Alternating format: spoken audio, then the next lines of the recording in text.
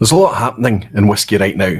One of the most frustrating things that's happening right now, and I apologise right from the get-go for this, I'm kind of wanting to stay focused and locked on me tonight. I'm gonna be reaching out and hitting the focus button all night. Doesn't matter. We'll make it work as long as you can hear me, right? And you can hear me. There's lots of frustrating things happening in whiskey right now, and right now there seems to be something of a polar shift going on. There are dynamics in whiskey right now. There are dynamics happening in the world generally, but right now we're focused on our whiskey space on the vPub. That's making us look at things and wonder what's going to happen in 2024. Well, that's a huge, huge topic to cover.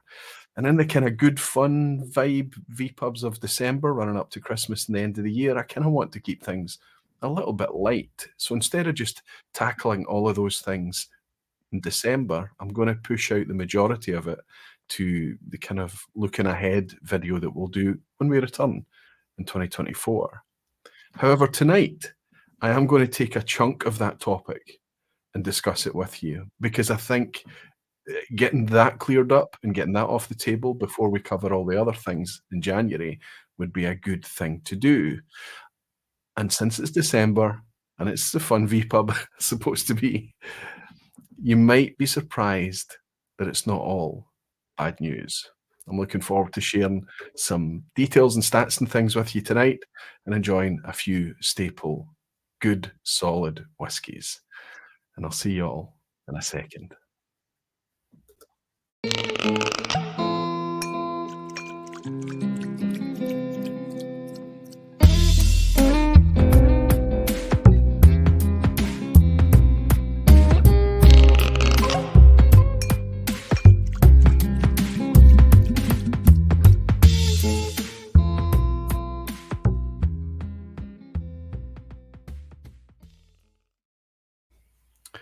Hello, whiskey folk. Hello, everyone. Welcome to Thursday night. Welcome to another vPub. I hope you're all doing very, very well. There's only, if we include tonight, there are only 3 vPubs left until the end of 2023. And of course, we're going to say that thing that we always say when we look back. What's happened to the year? Why has it moved so quickly? It has gone really, really fast. It's quite incredible. There's only 2 or 3 vPubs left. And I tend to try and keep things I tend to try and keep things upbeat in the vPub anyway, but you know, if there's difficult and slightly negative topics to tackle, then we have to do it. If it's part of our whiskey enjoyment or whiskey fun, if it's part of the things that are challenging us in whiskey or that we're a wee bit upset about or we want to express and vocalize things, then the vPub should be a place to do that too. We can try and keep things positive, of course, especially in December. But it doesn't mean that all the topics are taken off the table, right? There are some things that we just have to talk about. Now, this much bigger thing that I'm touching upon is this kind of these dynamics that are changing in whiskey because of the increased popularity and growth in whiskey, the whiskey boom, the amber rush. You know, we've covered it in the vPub a number of times, even this year. The Glass Loch, the fact that we are buying more than we ever have done as a whiskey community. Some other people coming in and buying it too, I know. But we're not probably consuming more than we ever did. The only way that we can consume more is for the community to grow. So it's kind of interesting to look at that. It's also interesting to look at what's happened with the continued whiskey boom as it hit the COVID years, as it hit 2020, 2021, 22, 23, where we are today. Lots of things affected whiskey in a way that nobody was probably predicting or expecting or planning for. However, things have changed, and they've changed quite remarkably so recently. And it's causing a lot of challenges for producers out there, for distributors, for warehousing, for retailers, for honestly, for folk like us too. We feel like right now we're sitting on a wee bit too much whiskey. I would gamble the majority of us, that is. So there's all of these things happening in the background that I think will be appropriate to tackle. And I think that we would be better placed to tackle a lot of it after the kind of Christmas rush, if you like. So that's pushed out to January to talk about all of those bigger topics, if you like. But in order to make it something that we can tackle in one vPub in January, I'm going to take a big chunk of it out and cover it tonight with you guys. That is the topic of pricing. The vPub has always had a focus on price. It's always had a focus on price from the very, very beginning, back when we didn't realize how challenging prices were going to get. Occasionally, I try very, very hard to not dwell on pricing and to focus the vPub torchlight, if you like, in other areas. But inevitably, what we can afford and what we can participate in is woven into everything that we enjoy in whiskey, and you just can't avoid price. It's not the same for everyone. Somebody's limit is much higher than somebody else's. Some other people are quite happy to spend a bit more. And a lot of people, I think me included, have a lot of anxiety when they spend over a certain price point. So I think if we're going to get involved in whiskey enjoyment and chasing flavour and all these great things, it's going to cost us money. And we need to talk about the challenges that pricing brings. It seems to me and to a lot of us that over recent years, the most recent years, we are constantly being faced with pricing that we cannot fathom, that we believe that the producers themselves can't justify, and it frustrates us. And we want to vocalize this frustration. We want to rant and we want to understand why it's happening. And because whiskey is such an emotional thing, it's very, very visceral in its enjoyment. And in order to connect with that, we invest in producers, we invest in brands, we invest in particular expressions and things. And when that's taken away from us, not because it's discontinued or it's not available or there isn't any stock or anything anymore, if it's taken away from us just purely on pricing and nothing else, then that's really, really painful. That's really smarts quite a bit. It's frustrating. And we've seen it happen over recent years. We've seen it happen over the decades. It's not new to us. But right now, it feels like it's worse and worse than it's ever been. So I've got something tonight that I'm going to share with you, and it may surprise some of you, and it may not surprise others. But I think it's important to dive in and look at it because the vPub has been generating data for all of its 6 years in existence. And it's nice to go back and thumb through that data and see how it compares to today. But before we get into all the heavy stuff, let me raise a wee glass to you all and welcome you for another Thursday night vPub.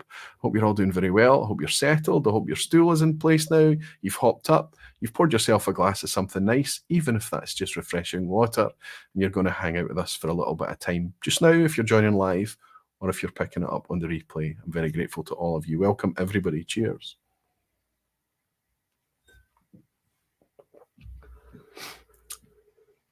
A dram has come in immediately from the Dram Experience. Oh, wow. Have I welcomed you before, Dram Experience? But maybe Dram to say, very interesting topic. The only solution for the price issue is to focus on quality. If that means buying less bottles, it is good for most of us. Absolutely. And I think that the price and quality issue are inextricably linked, Dram Experience, because, you know, if a producer is happy just to kind of chase and put the prices up, but maintain their operating costs and maintain their profit margins and keep things the same and just work with the fact that their material costs and their operating costs and everything is going up, but they want to maintain the quality, then we can taste that. We can taste that. Some producers will choose to maintain the price and reduce the quality. Other producers will choose to just put the prices up based on positioning, based on bottle specs, based on demand or perceived demand or whatever it may be. It's quite a complex thing. So I'm going to try and kind of do a quite kind of broad sweep through a lot of topics tonight to cover it all. But thank you for your Dram experience, and it's nice to welcome you in. Cheers. Michael Wright is welcoming, he's just joined Aquavitae Barflies. Thank you very much, Michael. And Kilco, Brian is celebrating being a member for 45 months. He's got his pink barfly, sending warmest greetings to all. Thank you, Brian. I hope you're doing very well. I've got a care package to put together for one of your patrons. But before I do that, I'm going to take a photo of everything so that you can see what's been shipped off, buddy. Fantastic stuff. And Michael Wright, welcome to the Barflies. The Barflies, that's how you support me within YouTube. But what it does is that it means that I don't monetize or put ads next to any of the content on my channel. There's some legacy content out there that's probably runs ads and things, but I've found myself going back in time and demonetizing even the older videos too. I just don't want ads running next to the videos, especially now that the Barflies have signed up through clicking the join button in YouTube, and they get access to the little Barfly loyalty badges and things like that, but they also get access to all the colourful whiskey-themed emoji and things for the comments section or the live chat when they're in here tonight. Nowadays, the Barflies, I get more contribution from the Barflies membership than I ever enjoyed from ad revenue on YouTube, and I prefer it that way. Thank you for your support. The way I buy whiskey, the way I exist, the way I make this some kind of crazy but wonderful career, the thing that truly funds me is my Patreon support. So many of you are in here tonight, and you're always here. And I'm very, very, very grateful to all of you, whether you support through Patreon, through Barflies, through just being here, through leaving a like, subscribing, whatever it may be. You're all very, very welcome. Nice to have you, Indram Experience, and everyone else. Listen, we tackled something difficult last week. We lost one of our own, and I put together a little kind of razor glass memory set of photos and things like that for our pal Big Al. But what I forgot to do, and I'm going to do it tonight instead, is I forgot to share his fundraiser with you. And it's typical of Al. It's nothing, nobody's raising funds for Al. This is a fundraiser for something that was close to his heart, which was the RNLI lifeboats. So what I'm going to do is I'm going to put in a link to there. You'll see, if you click on this link and go in, you'll see that the folk who are donating already are already whiskey community folk, which is just so typical and so perfect. I'm going to put it in, and I'm going to pin that link to the top of the chat. I just need to...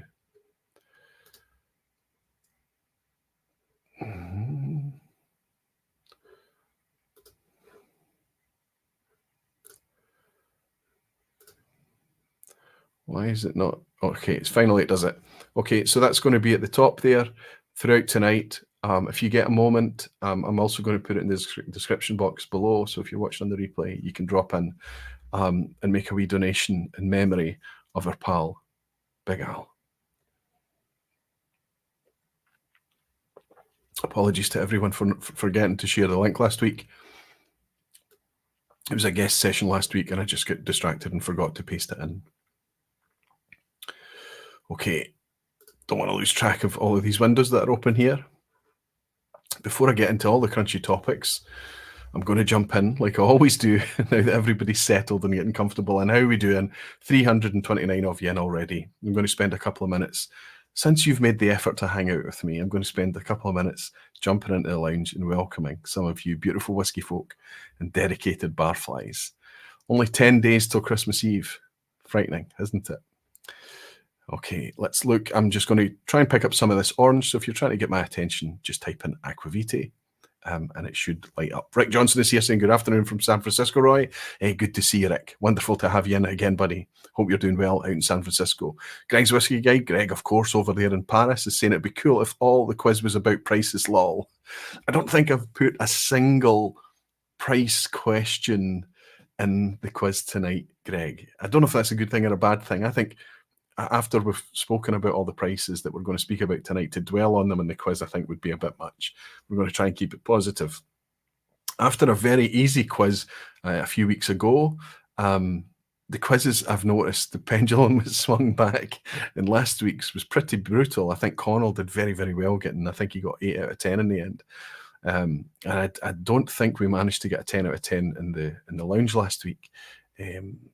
I think there's a better chance of that happening this week, but yes, we're gonna keep the vPub quiz something that really, if you get a 10 out of 10, it's something pretty special. Hello, sweetheart, says Jimmy Legg. Hello, Aquaviti. Hello to you too, you big sweetheart, Jimmy Legg. Good to have you in. Good to have you in from Nova Scotia. Hope you and Angie are doing fantastically well. Falsgraph is saying, I don't have any anxiety. If I spend over a certain price point, I do not spend when I get anxiety, full stop. Makes perfect sense, Falsgraph. If you're having to swither on things, if you're having to really, really chew on it, the answer is probably no. Don't do it. That's correct. Chris Brook is saying, good evening, Aquaviti and fellow barflies. Price is always a major consideration. And if it's driving some favourites out of reach these days, that just means it's time to find new favourites. Chris, you've kind of summed up the philosophy of what we do on the vPub. And what we do, rather than just say, okay, we're going to just go and find some other favourites, we actively seek them out and share them. We talk about them and we justify them and we show how there's always plenty whiskey. There's millions of the stuff. Greg's Whiskey Guide is saying the producers is one thing, my friend, but distributors and retailers share is another. And believe me or not, those ones in France know how to shave us. And this is the problem. Greg, I have to talk, of course, from my perspective in the UK. UK, there is gouging that happens. There is a bit of scalping that can happen with certain retailers in the UK, but in my experience, the vast majority are very integrity forward. And in the days of the internet, it's very easy to do a quick search and see who's got the best prices and things and who's got the stock. The problem is that if somebody's got stock and nobody else has, and if they're unscrupulous, maybe they're a bit opportunistic, but it's rare. I have to say it's rare in the UK. I can only share these stats and these details and perspectives with you from a UK perspective. But what I will say, even if you find it's different where you are, things change and things continue to change. They are changing. And I think a lot of times when you see the prices bump in the UK, for example, it sometimes takes some months or a year before those price bumps come out to you, of course, because of the supply chain, understand. But likewise, if there's a contraction or if there's offers and prices and new whiskies, they equally take quite a long time to get out to you. So everything is based on me being here and coming to you from Scotland and talking about a UK perspective, of course. Jimmy Jazz is in. Good evening, Aquaviti and all the barflies. So good to see you, Jimmy. And Lee J. Brown is here too. Time and money, lol, absolutely. The only purpose of money really is to measure time, isn't it? Somebody's time, somebody's effort. But it's all open to interpretation, isn't it? A few other people have joined the barflies. Gene Kelly has joined the barflies. Fantastic to have you in, Gene. I thought you already were. Tom's Drams has joined the barflies too. Jesse Artanzalo is celebrating being a member for 2 years already. Good evening, Aquaviti and barflies, he's saying. And Greg in Paris is also joined the Aquaviti barflies, as well as Alistair Gray, who's gifted 5 memberships, which explains the wee flurry of people dropping in. All of you, and Alistair, you star, helping me keep the vPub ad-free. Des is here saying, evening, Roy. Nice to catch you live after a while. Fantastic to see you and Des. Wonderful to welcome you back. Even I know, Des, I fully imagine that you've been picking up in the replay. It doesn't matter if life gets in the way and you disappear from the vPub for a while. It's just great to welcome you back whenever you can make it here.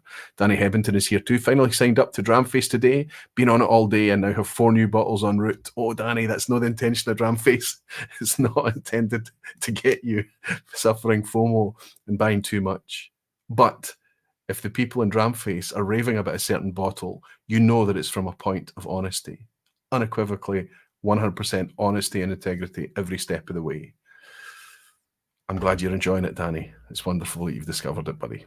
Rob Smith is saying, hello, Roy and Barflies, sipping a dram of Deanston 12 year and hope everyone is doing well. Rob, Deanston 12 might make a wee mention tonight. I think it's worthy of a mention. And Menno in Belgium is saying, evening, Aquaviti, when it's big producers deliberately maximising profit to the fullest, I tend to bail out. When it's a small company, I'm more sympathetic and understanding of their overhead cost. The thing is that costs they don't discriminate, do they? Costs go up, they go up for everyone. Some producers with, deeper pockets potentially, they're of a scale that it's easier to absorb sometimes, or they can adapt in different ways, whereas smaller companies are much more threatened by these dynamics, of course. So it is nice to consider these things, especially if you're supporting somebody who's just starting out. And we believe in their philosophy, we believe in their ethos and their mission, and we like the cut of their jib, so to speak. It's nice to to support those companies. But remember that we have to judge a company by its actions, I think, in the context of everything. Recently, we've seen some of the bigger companies just being really quite cold and brutal and, like I say, doing things that we find it difficult to understand. We don't get a chance to see behind the scenes often, to see what other things are going on that are much more positive, because guess what? They're just as clumsy as communicating that as they are the stuff that's very obvious and apparent to us. Kilco is saying, thank you, sir. Nice to have you in, Brian, over there on the East Coast as well. I hope you're comfortable and it's not too early in the day for you. And we've got Arnie Tiger. Arnie, it's been a wee while since I've seen you, and I was just about to pick up your comment and it jumped. Come on, give me that Arnie Tiger comment. I'm scrolling back up now, trying to find you, Arnie. It would be nice to see what you're saying, buddy. It's been a while since you've been in. Hoyt Temple is saying, same gouging going on with bourbon in North America. I don't doubt for a second, Hoyt. And I know that you've got a foot in both camps there, bourbon and Scotch and other whiskies. Gene Kelly saying, I'm doubly glad to be a barfly. Fantastic, Gene. Terrific stuff. I've missed Arnie's comment, Arnie. I'm so sorry. Max Kreitner is saying Dramface is dangerous, and sadly, I know the Dram more important in Austria, so I had to get rid of some of my money today. 9 out of 10. Damn, had to get it. Yeah, there was a 9 out of 10 in one of the indie releases come out from Dramore. What was it? Was that Loch Lomond or something? An Inch Fad. Hellswood is saying, sipping a top value dram in Douglas Lane, sherried, timorous beastie, Slantia. Helen, so good to see you, and I'm glad you're enjoying a wee Douglas Lane. Dave Barnes is saying, at last watching the vPub live, having to watch on replay on the underground. Wonderful to have you back in live, Dave. I hope you're doing very well. Time for a dram. Gregor he's in Scotland, I think, right now. He's certainly in the UK. Howdy, Roy. What whiskey is Santa putting in your stocking this year, I wonder? I've left it up to my wife. She asked me, she said, would you like whiskey? Have you not got enough whiskey? And I said, there's no such thing. There's too much whiskey. And I said, if you see or you find something that you think. So let's wait and see. I'll be sure to share it with you, Gregor, and let you know how it went. The Liquid Antiquarian is in saying, hi, Aquavite. Hi, everyone, especially Aquavite. Looking forward to seeing what gets said. Never felt so much like an industry spy watching your show. So Liquid Antiquarian, that's obviously going to be Arthur Motley, who's a director for Royal Mile Whiskies, a retailer. So when we talk about whiskey pricing and things like that, he's definitely on the front line. I have to say, Arthur's one of these really quite open, matter of fact, quite candid characters to talk to.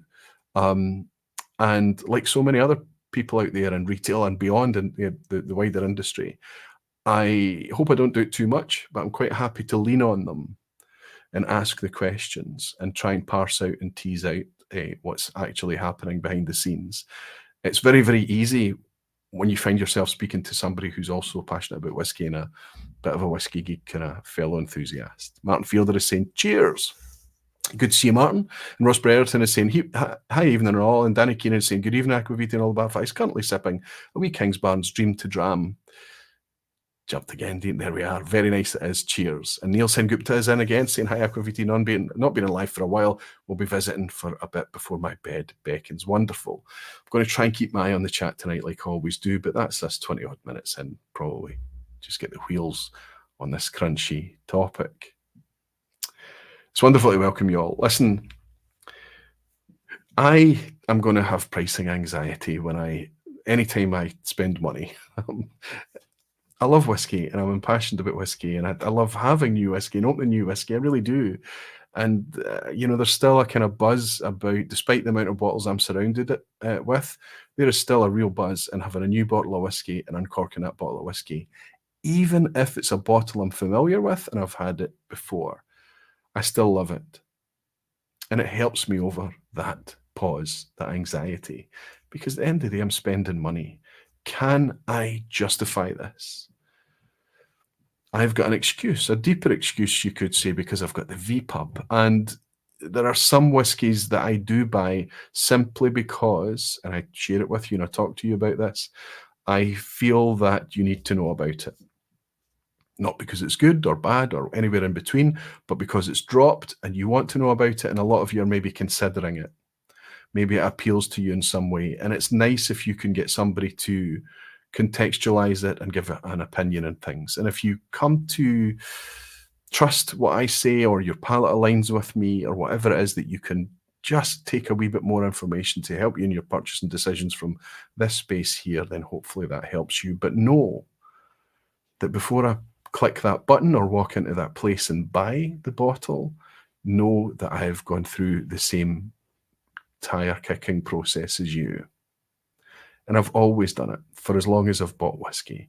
Even when it's cheap and it's on a deal and things like that, it's still costing money.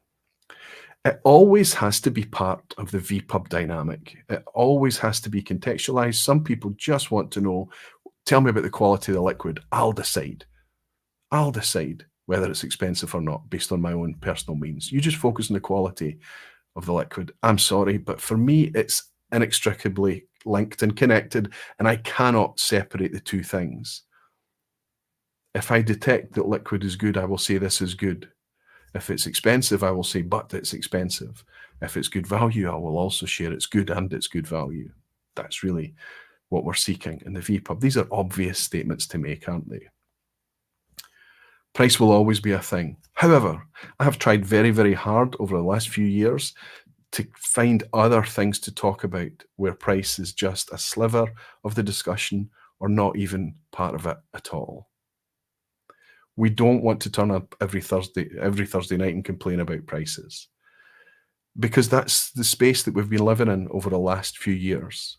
The prices climbing like this, climbing. Let's talk about real life. I was talking to somebody recently, I've actually said this a few times, but I'm tasked with doing the majority of the shopping in the house. I'm the cook as well. I cook things and I tend to buy things for the kitchen and stock up. And when I go out, today in 2023, everything I buy is £5. Nice butter, £5. A nice loaf of bread, a special artisan loaf of bread, £5. Block of cheese, £5. Nice pack of cooked meat, £5. A tray of chicken, £5. A steak, £5. Everything is brutally expensive. And because it's me that does that, I've got it very vivid in my memory what these prices used to be. Some of the prices used to be rock solid. And then in just recent years, they started to do this, climb quite fast. So everything is increasing in price. One of the biggest things that we hear from producers is the cost of materials, the cost of barley increasing. Of course, there are things happening in the world, look at Ukraine, that directly affect the availability and therefore the cost of things like barley. They also affect the cost of energy. And energy is one of the biggest culprits for inflation in recent years. We're all feeling that, whether we're running a distillery or just running a house or a car or whatever it may be. Everything is going up. We've noticed this. We can complain about this in our daily lives and we can really have a whinge about it. But when we come into the whiskey space, what we really want to do is have a little bit of a detachment from the stresses and the pressures of everyday life. Whiskey is a hobby. Whiskey is a pleasure. So when we have to spend our time worried about, can I afford this bottle of whiskey again? Can I afford to replace this? Or there's that new bottle arrived and I can't really afford to participate in it, then that negatively affects our whiskey enjoyment. However, I have been crunching the numbers to talk about pricing for this vPub tonight, and you might be surprised that not all of it is going to be negative. The vPub's been doing this kind of thing for 6 years, and for some topics, I'll go in and I'll generate a bit of data. Whether it's the old series I used to do, I should maybe bring it back again. Where's the value? Where I used to go through swathes and swathes and swathes of distillery release official bottles and check the pricing, check the retail pricing, the recommended retail, check the special offers, what was available and things like that, and use it to bring little challenges, like find where the best value might exist and where's the value type topics in the vPubs of old. Or what I might do is give myself a small budget, £200, £250, something of that order, and put together a collection, the best Smoky Peaty collection for that price, the best beginner collection, the best represent all the regions, represent all the profiles, represent all the styles, that kind of thing, and try and help us take stock of where we are in whisky today, but also help other people step into whisky, what they might want to look at to start themselves off.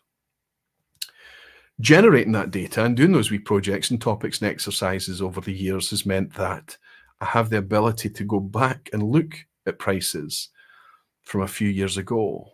And that's fascinating to me, truly fascinating to see, because you look and you vividly remember buying those bottles of whisky.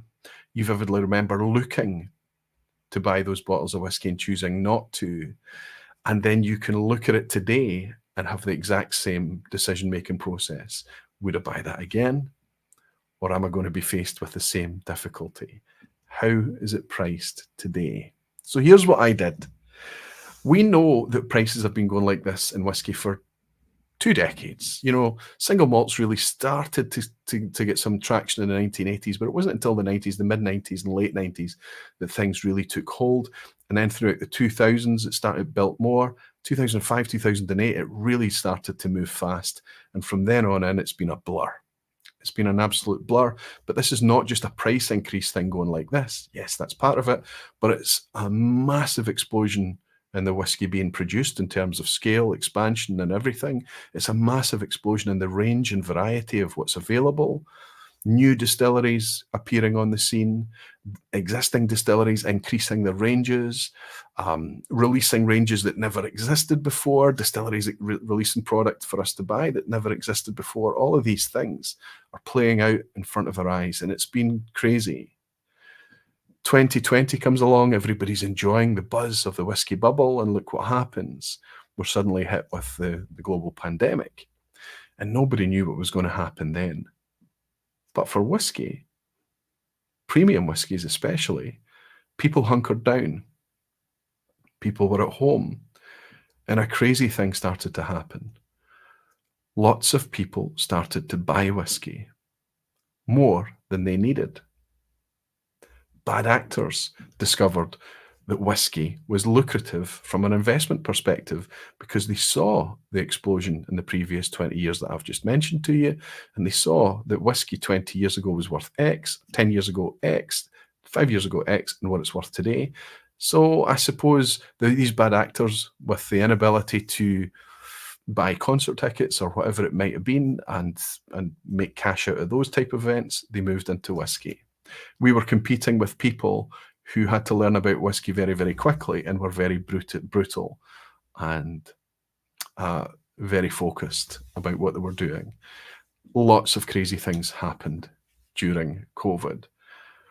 Now that we're coming out of that now, and you know, that's, if we're competing with those peoples, we have to remember that that probably affected our behavior. If you've got a bottle on the shelf, but you don't know when it's going to be replaced again, you're going to pick up one if you see it. You're going to grab it, even though you don't need it yet. You'll put it, you'll hoard it, and you'll maybe do it again and hoard another one. Maybe you'll hoard even more than that, and you'll have backup bottles of your favorites. That's just one example of what we've been doing for years, buying more than we need. That has to be said, surely one of the things that's driving prices, whether it's driving prices on the secondary or whether it's driving prices on the primary. All of that behavior has been driving prices up. So I went back to a vPub right at the start of all of this, summer 2020. I went back to a vPub where I'd picked a very specific topic.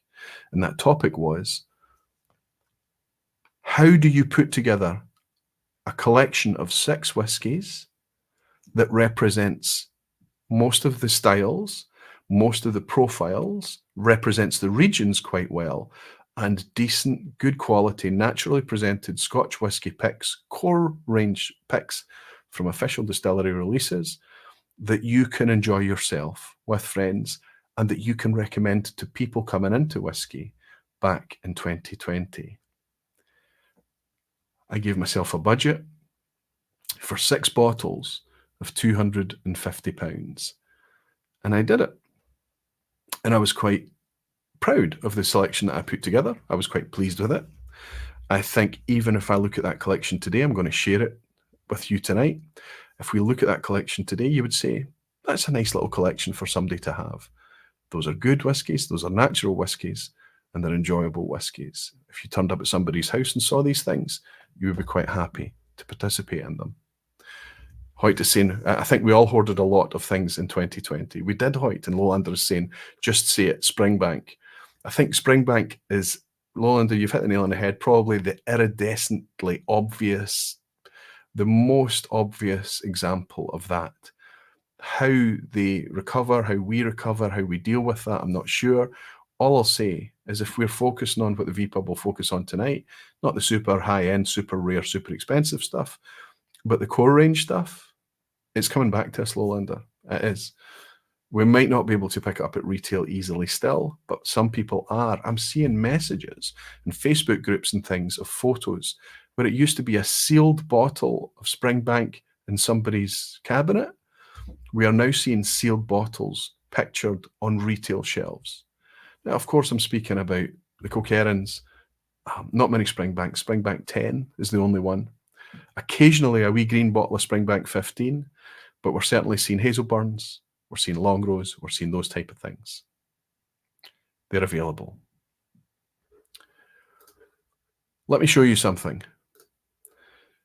How can I do this? Let's go back to that vPub in August 2020, and I'll show you the collection of whiskies that I'm talking about. So I just need to do a wee screen share here. I think that's the best way to do it.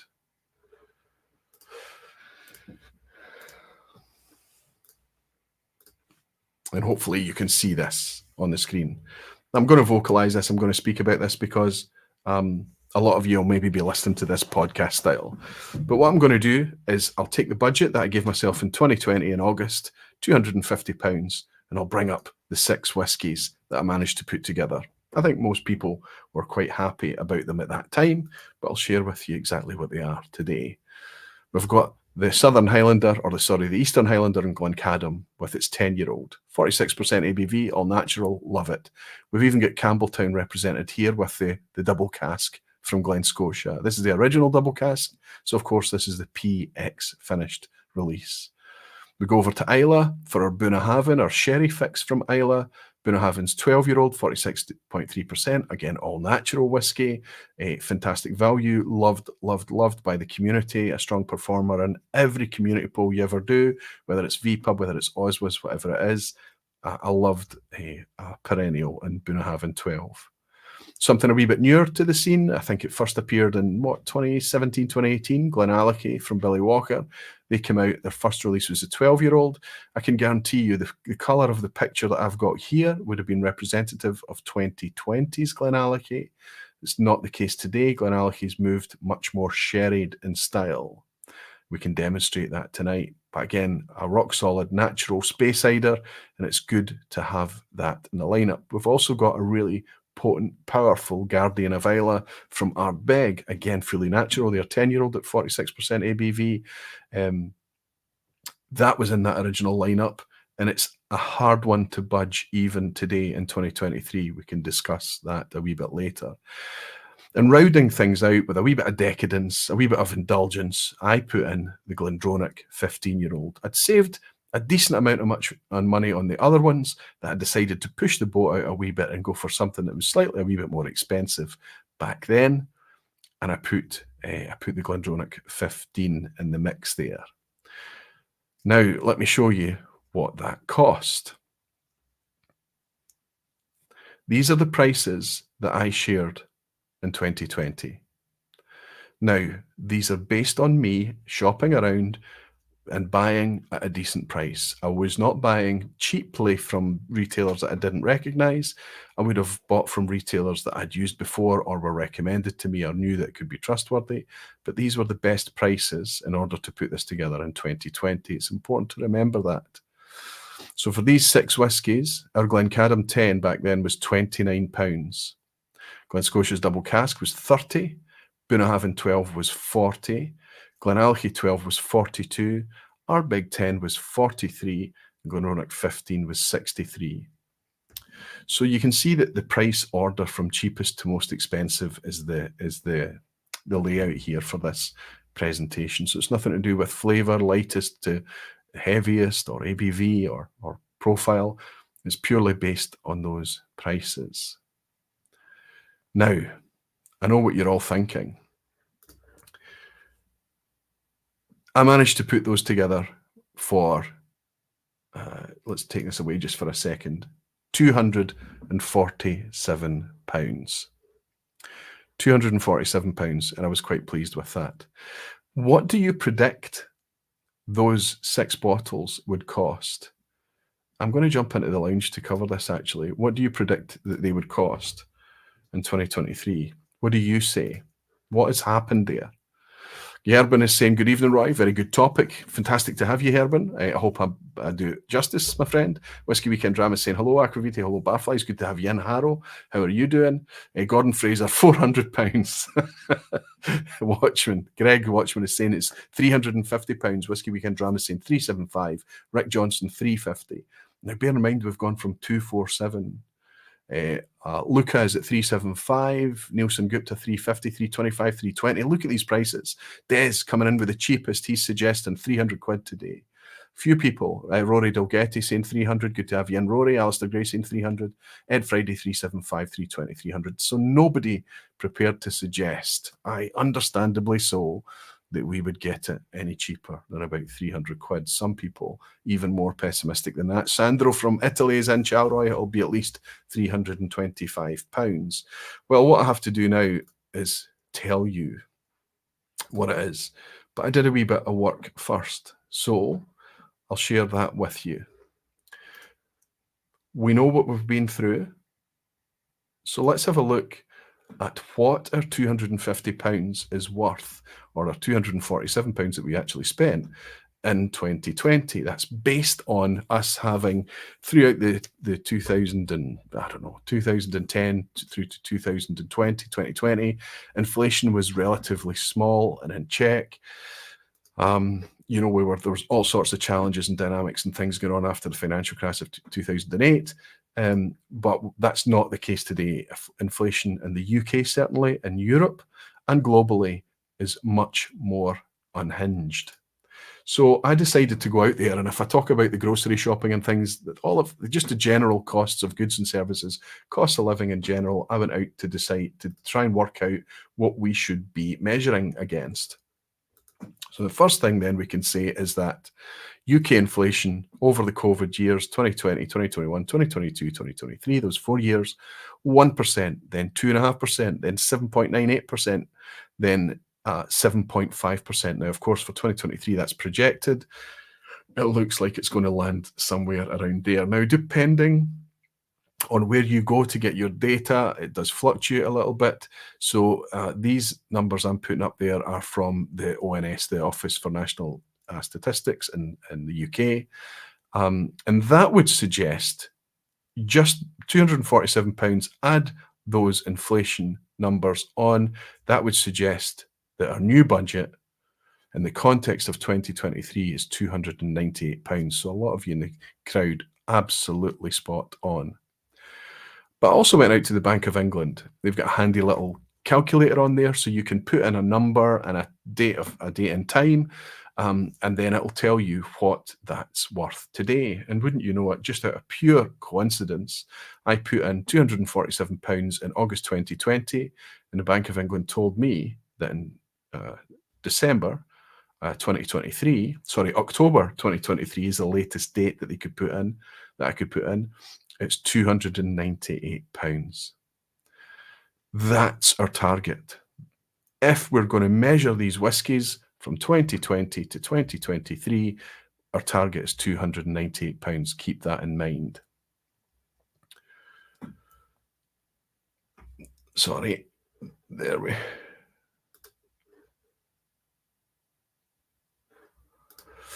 So bring up the next one.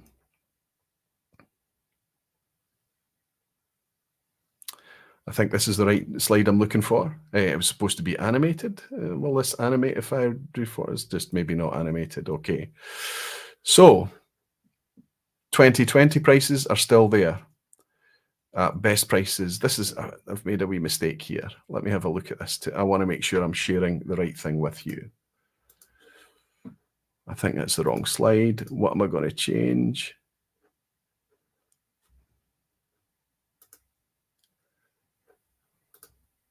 Huh.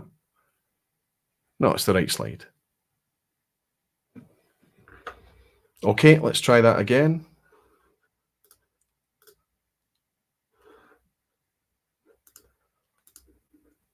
I'll talk you through it as best I can. If I've made mistakes, I don't think I have. We have to remember that in 2020, it was the best prices that we could get a hold of. So if I looked at the 2023 prices, the ones I've got up here just now, based on RRP, that's not fair. But let's have a look at that. RRP in 2023, Glencadam 10 goes from 29 to 40 pounds, quite a big jump. Glen Scotia Double Cask, 30 to 40, another big jump. Bunnahabhain 12, not so much, 40 to 44. Glenallachie 12, 42 to 48. Ardbeg 10, 43 to 48. Glendronach 15, 63 to 78. A fairly significant jump there. But all told, the retail prices in 2023 is £298, which is spot on. But we're not comparing apples for apples, are we? Because I've used the retail prices for 2023, but back in 2020, I was working off the best prices I could get a hold of, the best offers. So if we compare apples for apples and we use the best prices for 2023, well, we can save £1 on Glencadam's 10. We can save £4 on the Glen Scotia Double Cask, you get it at 36. Not much to save on a Bunnahabhain 12, seems to be solid around £42. Glenallachie 12, £44 instead of 48. Quite a few pounds. Ardbeg 10s are bargain at the moment, and I checked this up until yesterday, and it was still available at £39. But that site, it's the BSOS site of Blue, unfortunately, for that one. I think it's the only price I've taken from there. Just because it was a flash sale or a cheap price, I couldn't ignore it. But it's now up to £42.80 today. Still going to be the lowest price out there, but it's gone up a couple of pounds. This was put together on Monday, and I checked it again yesterday. Glendronach 15, £75, not much there. But look at that summary there.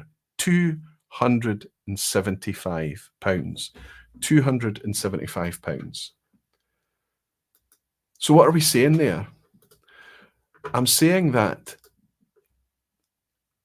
our prices under the exact same scenario, if I was to sit down and do the exact same exercise I did in August 2020, today with you in December 2023, the prices would have gone up with the exact same conditions, looking for the best price I can get a hold of, everything else.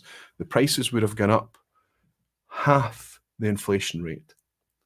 Instead of up to £298, which is where you expect it to be, it's gone up to £275.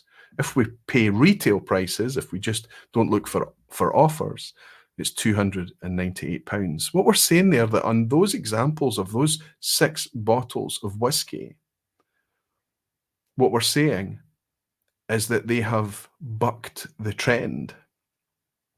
They are coming in less than inflation. Let's go through these whiskies with you now, because I'm telling you, these are still whiskies that I pick up and use today for various reasons. Sometimes just pure enjoyment, sometimes to judge other whiskies against, sometimes to use in tastings, sometimes to use in blind challenges.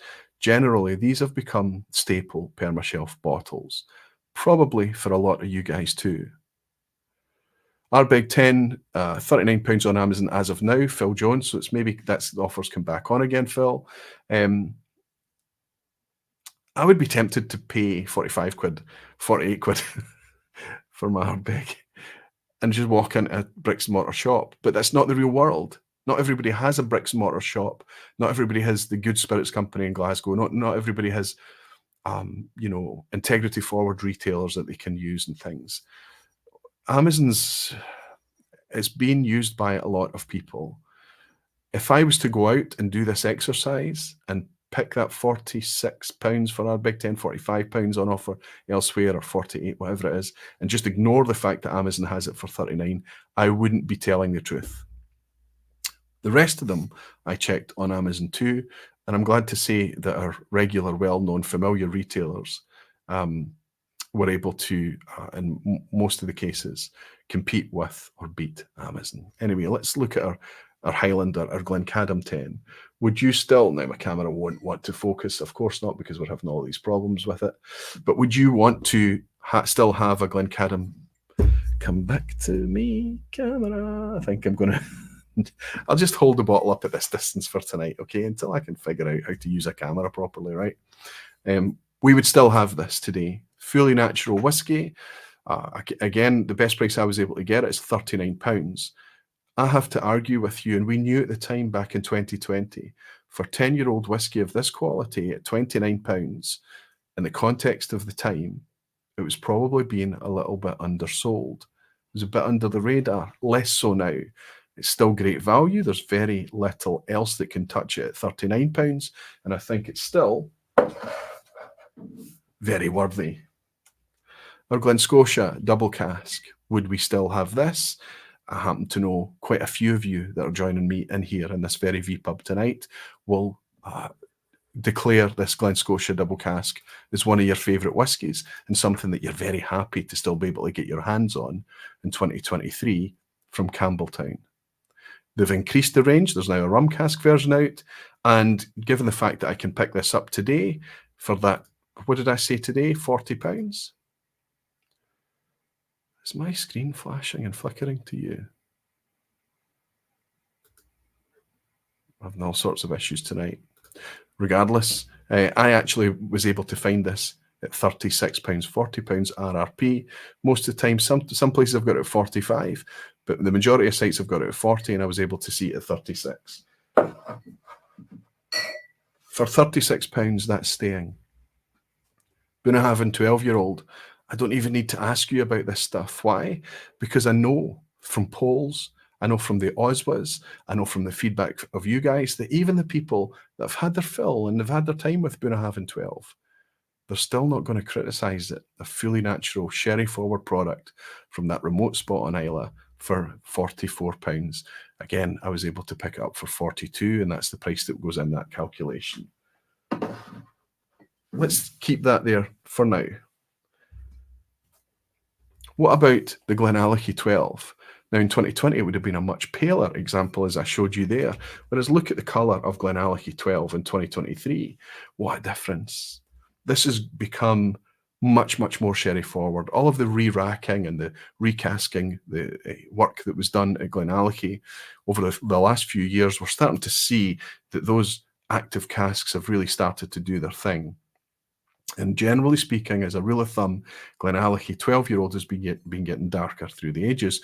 Doesn't necessarily mean better. Some people preferred it a little bit lighter. Some people prefer this much darker liquid. But we've got a much more sherry-forward prospect this time than we did in 2020. But the price, not so much. We were at 42. 48 is the retail today, but you can pick it up with a few pounds off 44. Then we go over to Islay. We need a smoke bomb in there, don't we? We need a peat monster. We need something that's going to bring that really, really quite interesting southern. If we can get south coast of Islay, I think that's the nice place to go for the most extreme hit of peat, of course.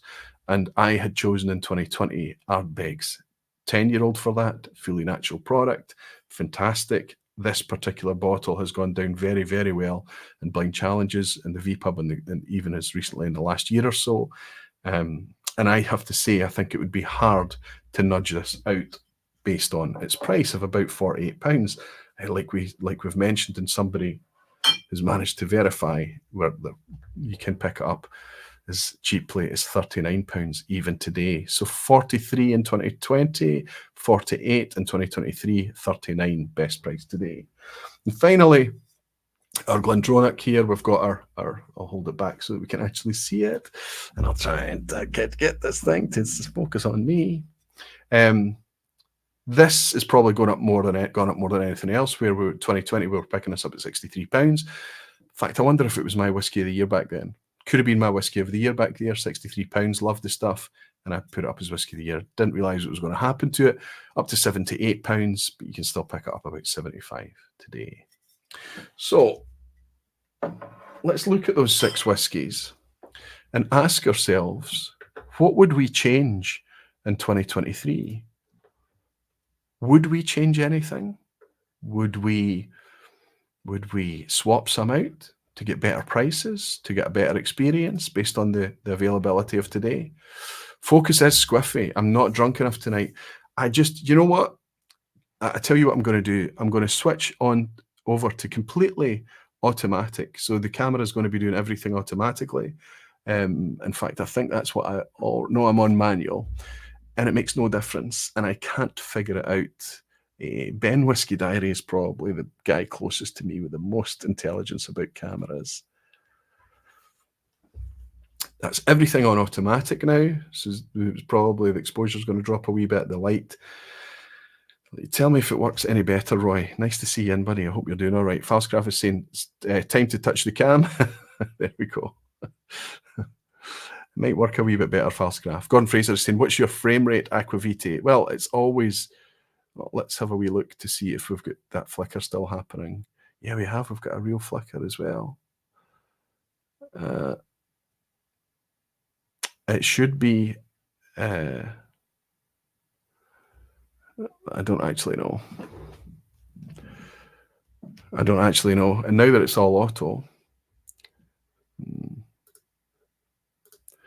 I have got another camera set up I could just switch to, but let's just run with it. You just have to suffer it. Everything's looking great here, but I can see that it's terrible there. Give me 1 second and I'll switch the camera out and back again. I know you can still hear me.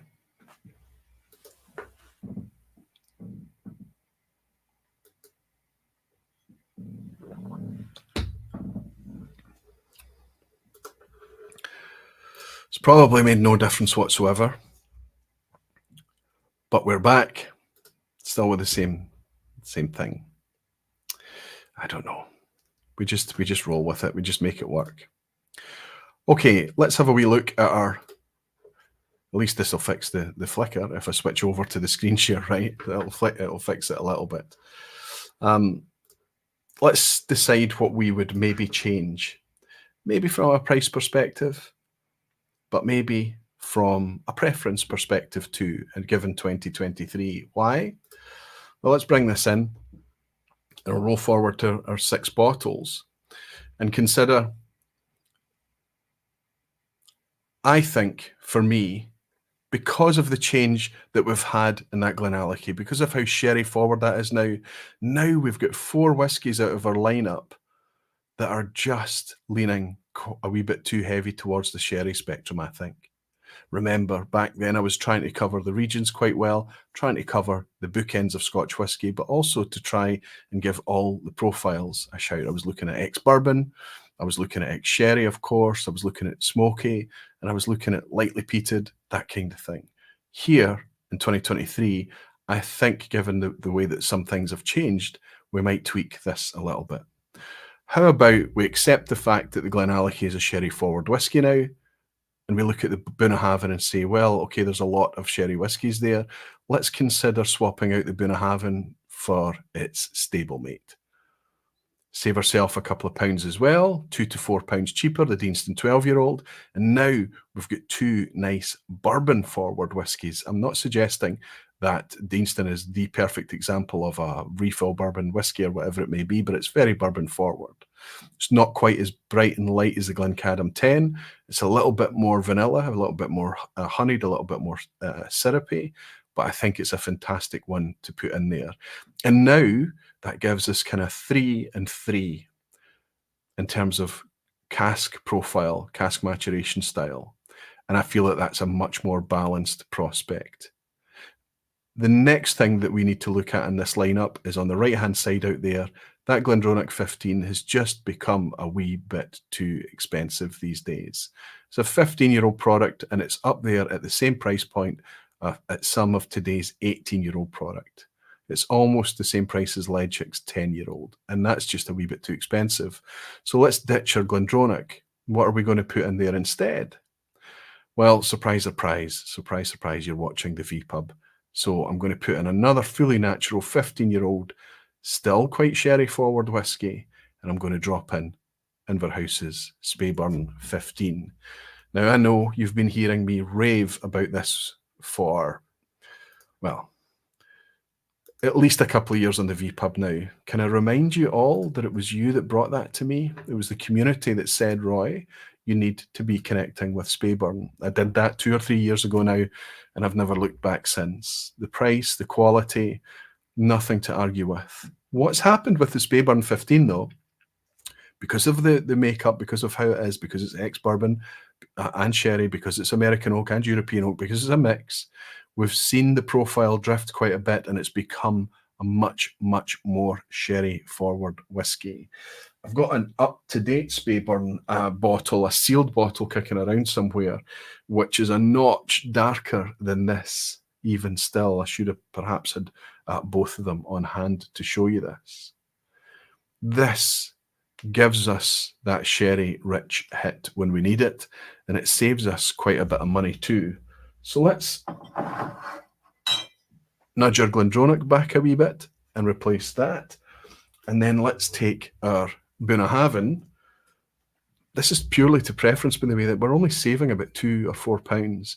And depending on the offer, depending on the day, you might save yourself nothing by doing this. But if you're a bourbon head, you might choose the Deanston over the Bunnahabhain. When I say bourbon, I'm talking about bourbon cask maturation. So there we have it. There we have our 6 whiskies brought bang up to date for 2023. And let's have a wee look at what that's done to the pricing. What do you predict? Well, I can tell you that, as you know, we've already made it a wee bit cheaper by doing those swap outs, haven't we? How much cheaper?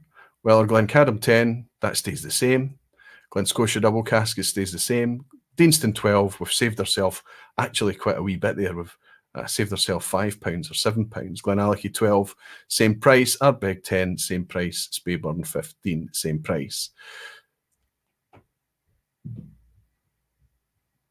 So if we did the exact same 6 bottles, but it was back in the time frame of 2020, I'd have made that £247 even cheaper. It would have been £234. In 2023, based on RRP, I'll just roll these prices down here based on RRP, of course. And you can see that the Speyburn 15 has gone up in price. It's gone up from 55 to 64. Ardbeg 10's gone from 43 to 48, as we've covered. Glenallachie's gone up a few pounds as well. Even the Deanston, 35 to 44 today. £281 based on today's retail. Well, what about if I use the best prices, not RRP? We can get the Glencadam 10, as we've established, a wee bit cheaper. Our double cask, we've established, a wee bit cheaper. Deanston 12, £37 today. Best price I could find this week. Glenallachie 12, we've mentioned. Ardbeg 10, as we've talked about, 39. And Speyburn 15, that's 64. We can save a couple of pounds at £62. So £257. £257. Why have I gone through all of that? If we are adaptable and we make a couple of changes, one of them, the Deanston, swapping out from the Bunnahabhain, purely based on maybe just balancing up the profiles a wee bit in the range, and maybe somebody who likes a bit bourbon forward, there's nothing in it. But if we adapt a wee bit and give up our Glendronach and go for a Speyburn instead, I guarantee you, try the two of them side by side, they are different.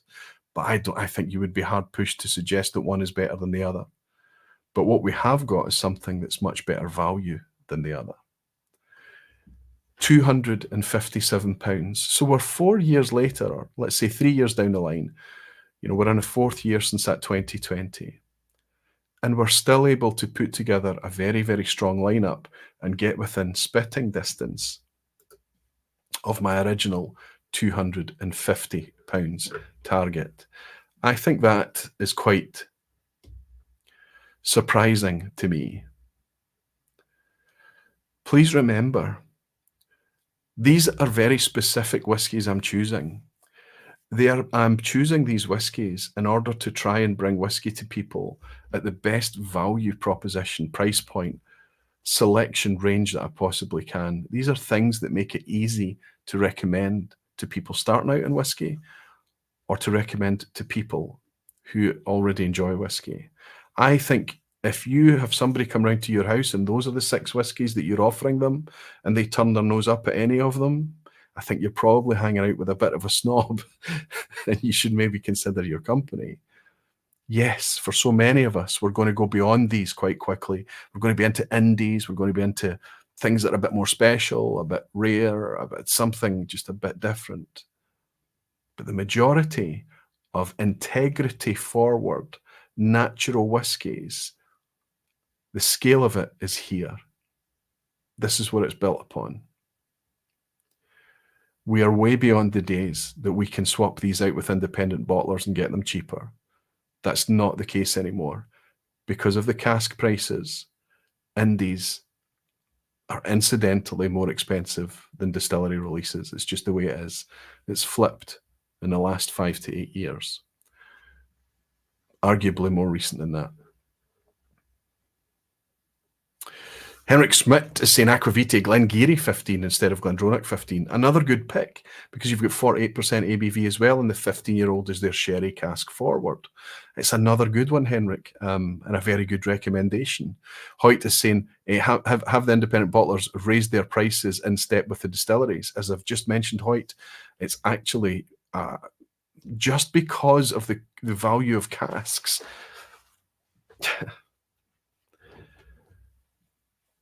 It's my feeling, in my opinion, that the value of these casks are hyperinflated right now because of investment, because of cask investment, because of the craziness of the last few years, because of the prices that things have been getting on secondary, for lots and lots of reasons. Cask prices are at the highest they've ever been. The choice and the selection is still there, but independent bottlers are having a hard time securing those casks in order to turn them out at reasonable prices and a reasonable value proposition for most people, or they're having a hard time releasing their own stocks when they're looking at the prices going, this is crazy. I think it's a difficult time for independent bottlers right now. It's still where a lot of the real fun is when you get to become a real impassioned whiskey geek, don't get me wrong, but I think it's harder to get the value that they brought to us just a few years ago, much harder. Whiskey Mystery Phil is saying those 6 are £355 in California. Spot on, Phil. Thank you very much for doing that in the background. It's exactly highlighting what I'm talking about. Now, this is the ripple once it gets out there. California, you're typically going to be paying quite a bit more for Scotch, in my experience anyway. It's not the same for everything everywhere, not all the time. But there we go, $450 US, based on the exchange rate. That's coming out at $355 today. It will be more expensive, but I can tell you these prices are based on my research, based on where I am in the UK. I suspect, Phil, it would have been the same back in 2020 when I was doing the same project. Bruce Bernard is saying VAT Speyburn 16 is even better, in my opinion. So the Speyburn 16, I think there's another one that's out there. Was that the 16-year-old was the travel retail release? Suggesting that it's even better. I wonder how much it is, Bruce. Justin Wan is saying the Deanston 12 looks like quite dark compared to the Glencadam. It is much darker compared to the Glencadam. And that's down to the casks and the vatting. What's wonderful and something to be celebrated about Deanston, I have to say, honestly speaking, is that, and I think I've put up pictures on the vPub where I've been able to take 2 Deanstons off the shelf, hold them up side by side, and the colour difference is as stark as I've just shown you there, maybe even more so. We need to celebrate this. Even the same bottling is that different colour because it's a natural product. It's a batch-made product. It's single malt whiskey. We do not want them vatting for colour. And we certainly do not want them adding to that vatting E150 artificial colouring afterwards. It's horrible stuff. Horrible. If they vat to make the best batch that they can, given the stocks that they have on hand, and put flavour forward, quality forward, that's where, and the colour is incidental. That's what I hope we can achieve. Ian Graham is saying, now switch the Glen Scotia for a Campbelltown Loch. Perfect, Ian. Superb. We're not going to save a lot of money there. We're probably going to swap one out for the other. They're around about the same price point, depending on where you look and what time. But what we're going to have is our mind is opening up a little bit, maybe potentially swapping out one of our single malts for an appropriate blended malt, because we're learning about how great blended malt can be in 2023. We're opening our mind, and we're not saying, oh no, it's all about single malt for me, because whiskey can teach us that it is not. We don't actually know what we're talking about. Gerben is saying, just check that Speyburn would cost €58.50, not even on offer ordered.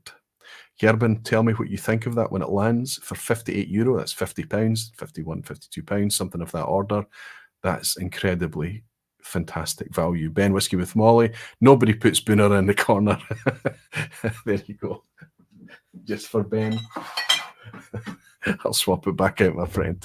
I do it to make a point. What's your motives? To save every pound that you can? To put together a balanced profile lineup? Or to indulge yourself and lean towards a more sherry or a more bourbon style? Reb is saying both at natural colour. Deanston uses heavily charred ex-bourbon barrels. Glencairn uses refill ex-bourbon barrels and hogsheads. And you know what's great about that, Reb? Both bottles, the Deanston and the Deanston doesn't say natural colour on the label, but we know it to be natural colour from other sources and when we ask them directly. I was looking at this recently. The Deanston, or does it say natural colour? Unchill filtered and aged in ex-bourbon casks for 12 years. I feel like Deanston used to say natural colour on the label.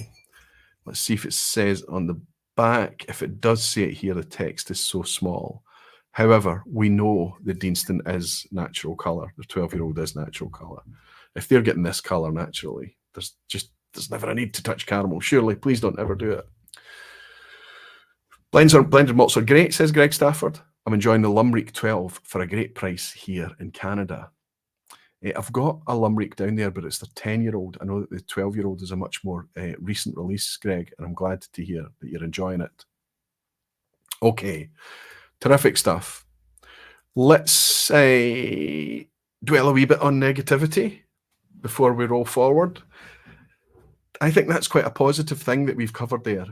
I think it's okay to say the prices have gone up a wee bit, but if you compare it to inflation, it's in check.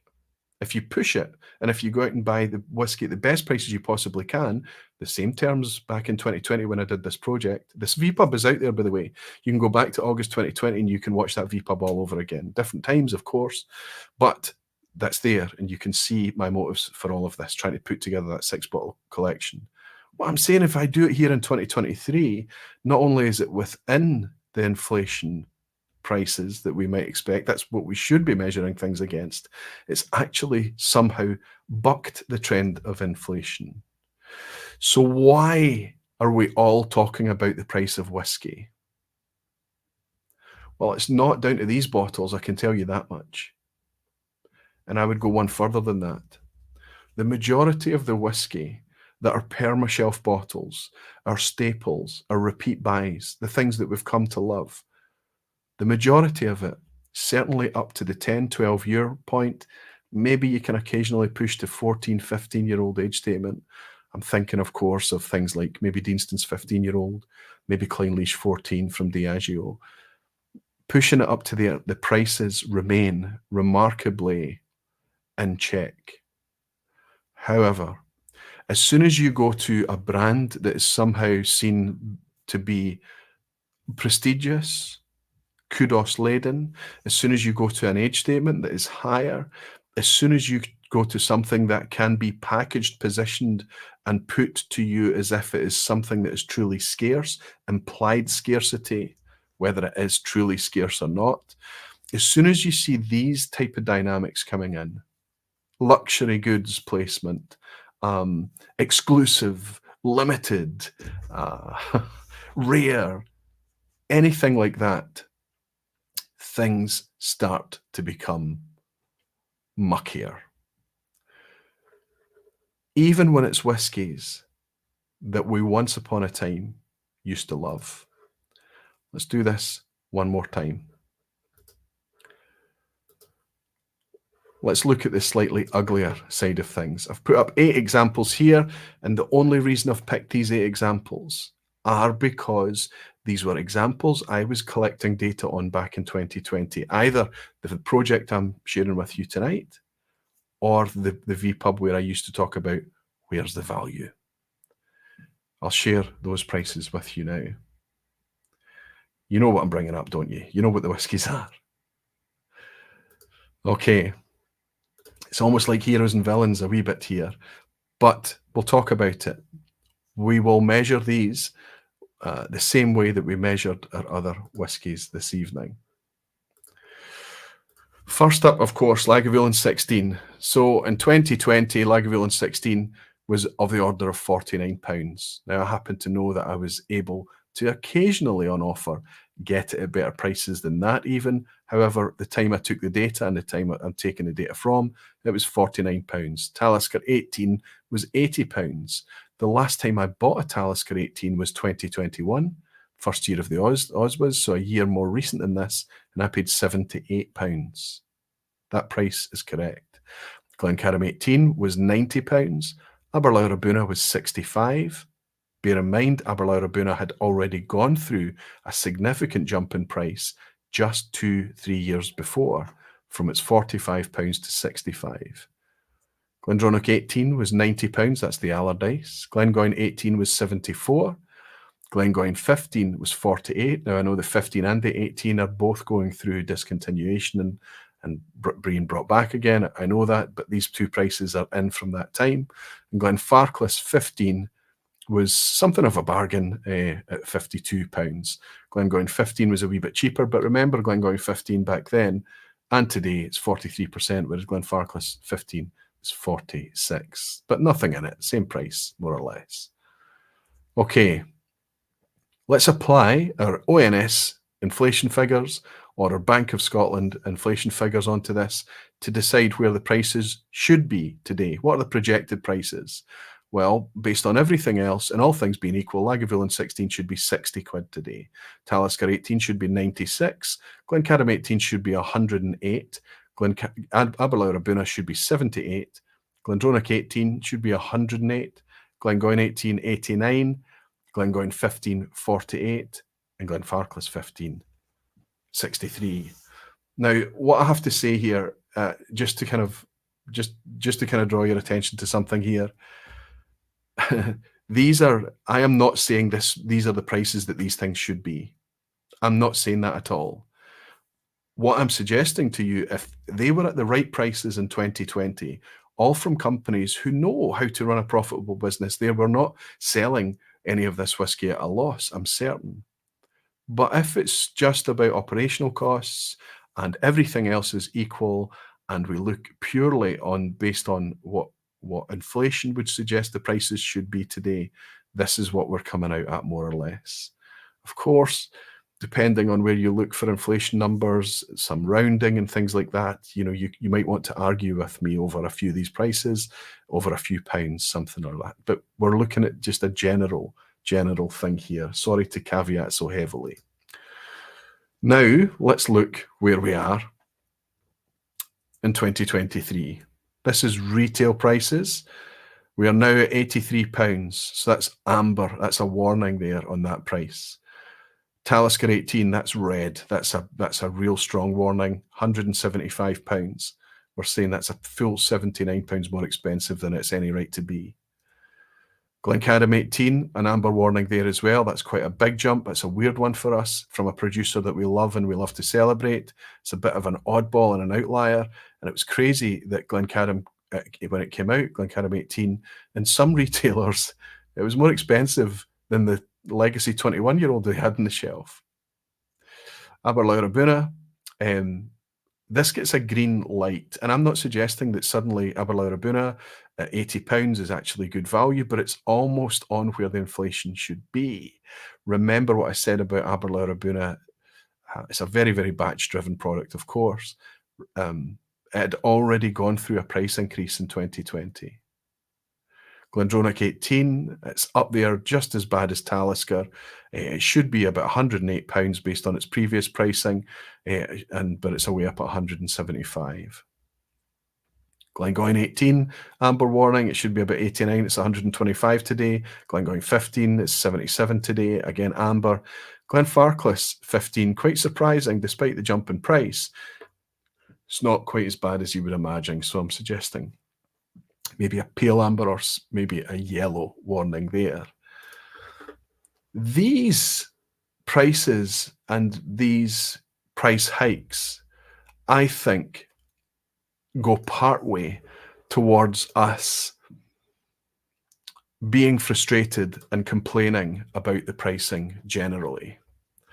These are not super limited special editions. These are not bottles of Macallan. These are not unobtainium unicorns. These are just slightly nicer, slightly more desirable staple permashelf whiskies.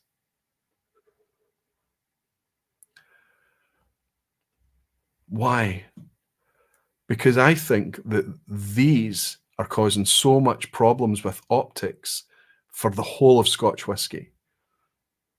All of these producers out there that are doing an honest job of bringing things at a reasonable price and suddenly having to hear the same feedback as everyone else. Tom's Drams has joined the Aquavite Barflies. Thank you very much. Jimmy Legg has bought me a wee dram. If whiskey had anything to do with worrying, I wouldn't drink it, says Jimmy. Here's to that. Cheers, Jimmy.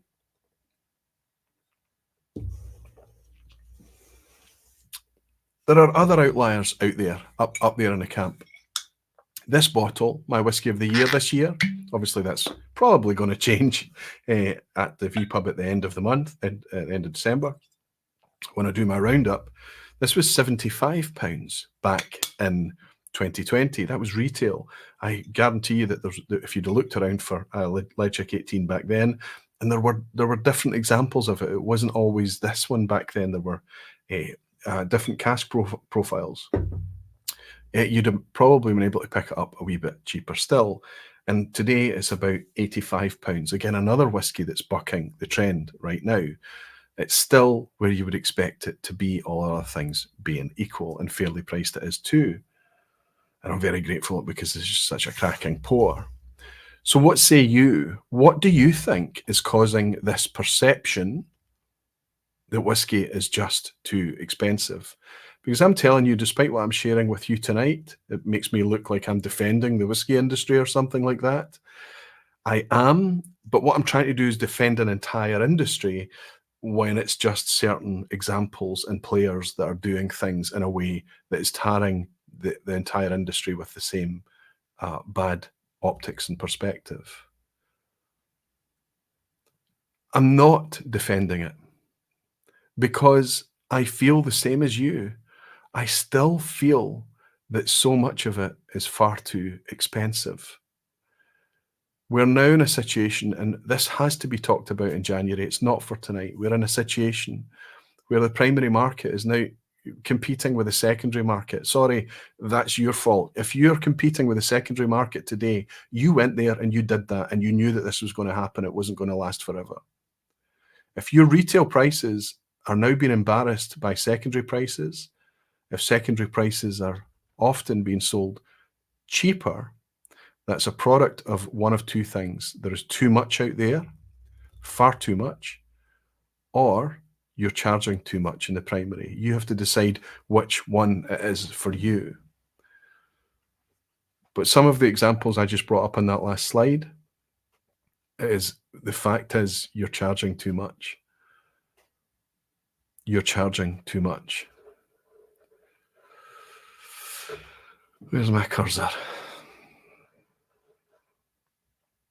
Jan, dramming around to saying, I'm enjoying this geeky vPub with all the figures. Really provides a perspective on the price issue. A shame Teresa is not home. She's an economist. Well, I think what it would make obvious to Teresa, Jan, is that I am not an economist.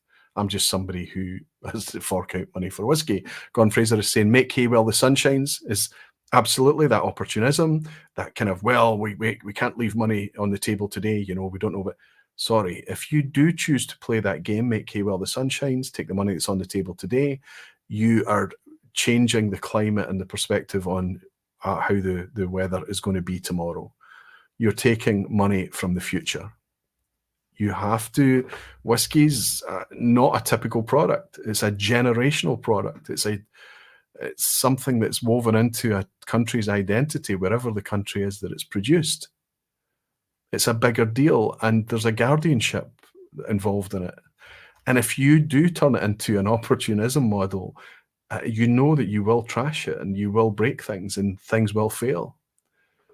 Everyone is saying luxury, greed, selling luxury, not selling whiskey. Can't be a luxury item if it's relatively inexpensive. They are acting like drug pushers. Well, I'm sorry, that's true, everyone. You're right. But there are people out there that believe in it. There are people out there that look at two bottles and one is half the price of the other, and they decide that the expensive one must be twice as good. It's just ignorance, stupidity, laziness, whatever you want to call it. And it's not just in whiskey, it's just a general thing out there. Well, it's luxury goods at its core. You do get better quality sometimes, but you have to pay ridiculous amounts more for incremental increases in quality. We know that that's true in whiskey too. They're being discovered. What of all of those Macallans out there that were being sold for £250, limited edition, and now they're going at auction for £150? They're being discounted in retail. I saw discounted Macallan this very month on the run up to Christmas. Macallan is being discounted. And you know what's going to happen then? People are going to be opening them. People are going to start drinking them. And I think they might struggle to discover £200 worth of whiskey in that bottle. Just my take. It isn't too expensive, says Jimmy Leg Aquaviti. We're adults. Do your research and buy quality. Well, that's exactly why we're coming together here, Jimmy, to do this thing. We're doing research together. I imagine that only people that are really into whiskey can spend 2 and 3 hours with me in the vPub, right? It's just the way of it. If they can come in here and spend a bit of time, these kind of concepts they can see on the screen, they can hear and read inside the chat. It's exactly what we're doing. By just hanging out here, putting your feet up, I hope that communicating with each other, you have the ability to enjoy some of that research. Falsgraph is saying, there certainly is a difference between a Rolex or really handcrafted watch and well-matured whiskey. There's a difference there. There are a lot of similarities that you can draw, but I think the crazy thing is that a Rolex is designed to last as long as it possibly can. Whiskey is designed to be consumed. Your Rolex will have a value to someone that's much more than just the product after you're gone. Unfortunately, the same can be true about whiskey, but you never enjoyed any value of that whiskey while you were alive. Well, that watch gave you value, didn't it? Yerban is saying, isn't cash management a big factor? If current stock isn't in order for the future, distilleries will have to generate great amounts of money to stock up. We've got more whiskey maturing in Scotland than there has ever been. There's a fantastic graph, a chart, a timeline of whiskey chart put together by Andre de Almeida, Inside the Cask. And I'm going to ask Andre if I can use that chart and elements of that chart for the January vPub, because it's so vivid, so visual at how it kind of maps the timeline of Scotch and just how much whiskey we are making today, and specifically in the last 30 years, Gerben, versus the past. Today, there is more Scotch whiskey maturing than there's ever been, and I'll argue, because of what we know about wood management and maturation today, it's maturing in a better condition than it ever has in the past as well. Peter Lee saying, met up with Justin Wan last night, good and whiskey shopping. Bought a single malts in Scotland Clean Lease 12-year-old and had a great time with Justin, Lawrence and Rebecca, Miss Denise and Jason here in Hong Kong. Peter Lee's out in Hong Kong hanging out with other barflies. It's amazing. Sorry to hear you're missing the family, big guy, but do your best to enjoy it while you're there. Cheers, Peter. Falsgraph is saying a Rolex is put together in a year or so. A whiskey matures over 3, 8, 12 years. Yeah, I hear you. I hear you. There is a thing, but it's also something that can be made and really quite huge. Even a batch made single malt product, they're still making it in pretty huge quantities. Herman is saying, will you invite Whiskey Tales to your vPub? Ah, okay. So one of the reasons that I was tempted to bring this vPub for January, I don't know if it's going to be the Amber Rush or the Glass Loch. I think we're leaning towards the Glass Loch is going to be the core of it. One of the reasons I was tempted to bring it forward to replace this discussion, this was just going to be, I'm going to bring 6 bottles of whiskey to you and see what the cost is in 2020. Bring new people into whiskey in December 2023. But because of all the discussions recently, I was tempted to bring that topic forward. But I realized that covering the prices issue and all the other dynamics that's affecting whiskey generally, including availability and prices and all of that stuff, I had to keep them separate. But Whiskey Tales, who is Andre Habrecht, I hope I'm pronouncing his surname well, is a German guy, a German YouTube channel, and also works for Signatory Vintage. He put out a video recently talking about how the bubble is going to burst and how the seller's market is now quickly turning to become a buyer's market. So when I opened up the vPub tonight talking about that shift of the poles, the opposite poles, the polar shift thing, that's kind of what I'm talking about. Andre and I got together on the weekend, Sunday, and we spoke at length. We spoke at ridiculously long time, but it was very, very easy to discuss so many, many things about whiskey when two impassioned folk get together and talk. And Andre is up for joining me and participating, whether it was going to be tonight or out in January. So if the timing suits, the two of us will be together. And it's nice that you mentioned that, Herman. It's good. To watch his content, you would have to watch it in German and use the English auto-generated subtitles, which is a wee bit clunky, but you certainly get the gist of it. Remember that Andre's perspective is from Signatory Vintage and an enthusiast and a YouTube channel host. So his perspectives are really quite well informed. It would be fantastic to get together with Andre in January to cover some of these topics. It really would be. It's also going to be interesting to look at things in January to see how the whole scene managed and did it thrive over Christmas? Did it struggle over Christmas? Or is it somewhere in between? I'm going to suggest it's somewhere in between. Sometimes I think the distilleries, says Everwind, are seeing the prices they are getting for young bourbon and saying, hey, we must be underpricing our whiskey. People are paying thousands to see Taylor Swift. That's right. They're comparing apples and oranges then, aren't they, Everwind? That's right. There's also the issue that during lockdown and the collectability of it all, the investability of it all, things, inaugural releases, 3-year-old whiskies, 4-year-old whiskies were going for ridiculous prices and selling out. I'd like to think I covered the important ones on the vPub, but not all of the time. I couldn't get them all of the time, not everything that I wanted to try. But even some of the ones that I tried, guess what? They tasted like 3-year-old whiskies. The problem that they have then is how do they make people drink them and enjoy them and come back and buy another bottle for the second and the third and the fourth release? And when they look at what other distilleries are charging, and then the legacy distilleries, the incumbent distilleries, look at what these new 3-year-old whiskies are fetching, that's when it all starts to become a bit messy. We're not comparing apples for apples then. Gerben is saying, after that video, I monitored the Scotch whisky auction and I'm going to search for really basement bargains now there. I think everybody needs to keep an eye on the auctions. If you can be patient and if you cannot wait, if you can't wait, you have to go to a retailer. You have to buy the whiskey that you want for your gifts, for your enjoyment, whatever it is. But if you can be adaptable and open-minded and work out what your lane is, what your jam is, and go to the auctions and things.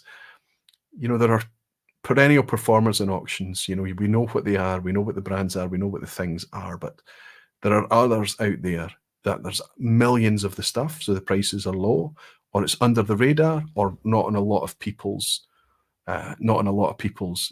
field of view. And you can pick those up at reasonably good prices, and you can really find some proper treasures. Alistair McPhail is saying a Rolex will give me the time. A fine whiskey will give me a great time. Oh, I like it, Alistair. I like it. Good to have you in. Pedro is saying, I have to leave a bit earlier today, folks. Always nice to hang out with the barflies. Thanks for the amazing time and theme and data.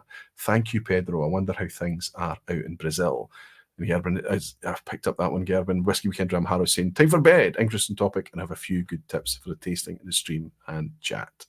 Ian Graham is saying, Glencadam 18, we're going for £85 in last week's Scotch whisky auction. There you go, Ian. That's who's losing out of that? The people who bought it and then put it into auction.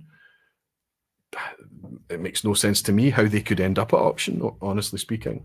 Unless it's been nicked or something, I don't know. Who's losing out of that? The people who put them into auction, but also Glencadam are losing out of that. It's just, I don't understand. There's a reason for that whiskey being where it is and being priced where it is, but maybe they should have just decided not to do it at all, just not to release it. Falscraft is saying, where is OK difference globally? The real price of producing whiskey, value and cost. Is there a guess that you can find for that?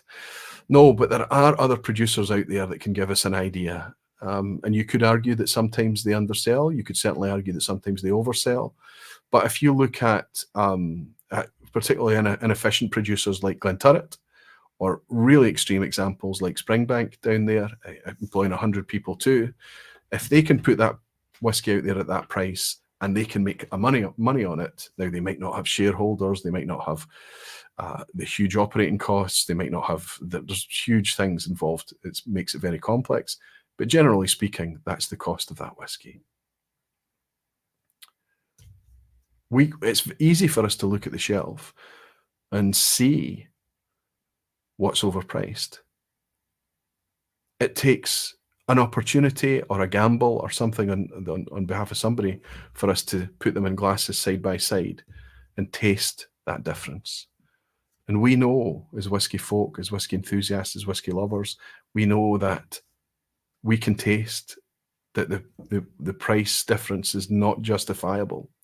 We can taste that that's the case, and we talk about it, and we talk about it at length. Listen, for everybody that's still here, still up 400 of you in, as we talk about probably a topic that's close to a lot of your hearts. Thank you for enduring what seems to be ongoing technical issues at my side. I don't know what's going on with a weird frame rate or something like that, as Gordon is saying. I don't know, it could be that, but we're still getting this flickering thing going on.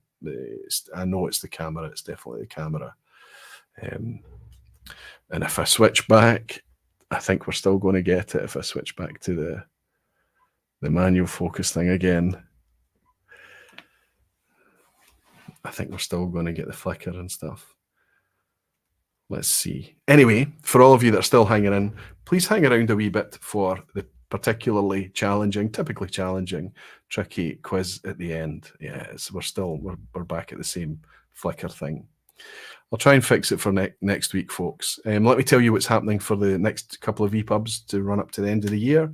Next week is the Christmas blind challenge for everyone. So if you've enjoyed tonight, leave a wee like, of course, and things like that. You return next week to see these crazy things that happen. I just put whiskies out there. I've sent out 10 sets this time to YouTube channels, to people in the community, to people involved in Dramface. A couple of the Dramface folk have stepped forward as well and to participate. It's going to be fun to see. But the blind challenge this year is a wee bit different because it will be woven into the topics that surround this time of year for us right now. And I'm going to be putting it out there to talk to people about value, to talk to people about the cost of enjoying whiskey in 2023. It's going to come into the blind challenge. But remember, next week is the closest thing that we get to a Christmas party. So we're just going to get as many people involved as we can, have a bit of fun with it, and see how these whiskies perform. We might have a wee side eye on how the people perform as well, of course. The week after that, we'll be looking back on a retrospective, as we always do. The last vPub of the year looks to the year that's just passed, and I'll be looking back at 2023 to share with you my highlights, my bottles, my rundown to Whisky of the Year. I know it's a fairly vacuous thing to pick one bottle and put it up, hold it up there as your Whisky of the Year, but it's fun to do it. It's fun to put yourself through the exercise, through the selection process, and it's fun to get your feedback on it too. And if I didn't do it, you would be asking questions as to why. So we'll go with it this year again, and we'll have a bit of fun with it. And that'll be the last vPub of 2023, and then I'll take a wee break, and I'll be back with you in mid-January. However, if you're up for a wee bit of fun, a wee bit of quiz at the end, remember it's always only ever multiple choice. It's good fun, first and foremost, and you might have a wee bit of enjoyment with it tonight. Let's see if we can bring in the quiz. And it means that you're not watching this crazy flickering going on. It's fine here. It looks good here. I wonder if it's the software.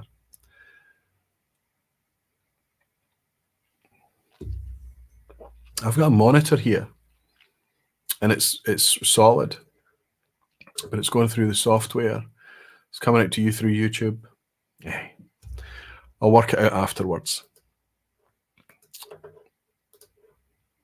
Daisy is in. Good evening, Barflies and Roy. Good to see you in, Daisy. I hope you're doing very well over the Netherlands. Hope you're looking forward to Christmas. Jimmy Legg's saying, I haven't gotten mine yet. That's the problem. If I'm sharing it, people, it has to be whiskey that I can put in someone's hands, or it has to be somebody that I can ship samples to legally. I have to use a meal network to get it across the border. There's no other way around it. I can't do it legally. It's just the way it is post-Brexit. It's a nightmare. Jimmy, Nova Scotia, we would have had to plan this thing back in September in order for me to give you the blind samples back then. And I guarantee you they wouldn't be the blinds that I've chosen here. But maybe one year we'll figure out a way for that to happen, buddy. A wee bit of advanced planning. Rick Johnson is saying, tough vPub quiz, but it's the holiday season, Roy. Where's the love? Don't worry, there's another 2 to happen, Rick, in December for us to do a wee bit of fun and have a bit more fun with the quiz. However, I've given up one of those Thursday nights for our pal from Belgium. Menno will be here to host one of the last vPubs of December. It's probably going to be next week. I'm looking forward to it because, of course, I get to participate in the quiz, and I find it just as hard as all of you. The Aquaviti Christmas party, it's the closest it's going to get, Gregor, I'm afraid. Good to see you, buddy. Pierre is saying, when is that supposed to arrive?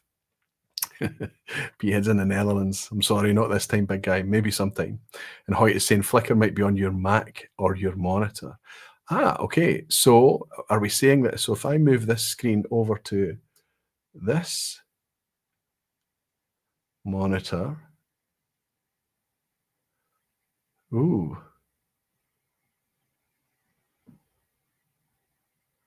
Hoyt, you might be right. And I move it back there. Flickr, no, it's on both monitors. You must be seeing it, right? You guys must be seeing it out there. Doesn't matter. We're getting distracted again. I've got a quiz to share with you all tonight. No Flickr here, says Daniel Williams. Oh, that's good to hear. Menno quiz, bring it on. Rob Smith's excited about a Menno quiz. It's been quite a while since we've had a Menno quiz. I hope he's not been sharpening the blades too much. Martin Fielder is saying, my Christmas present for my wife is an EWA class here in Austin, Texas. EWA? What's EWA? What's EWA, Martin? Is that something at the vault? No Flickr here either. Ben Whiskey with Molly. Fantastic. Maybe you're not getting it. Can't beat online tech support. No Flickr in here, says Jeff Whiskey.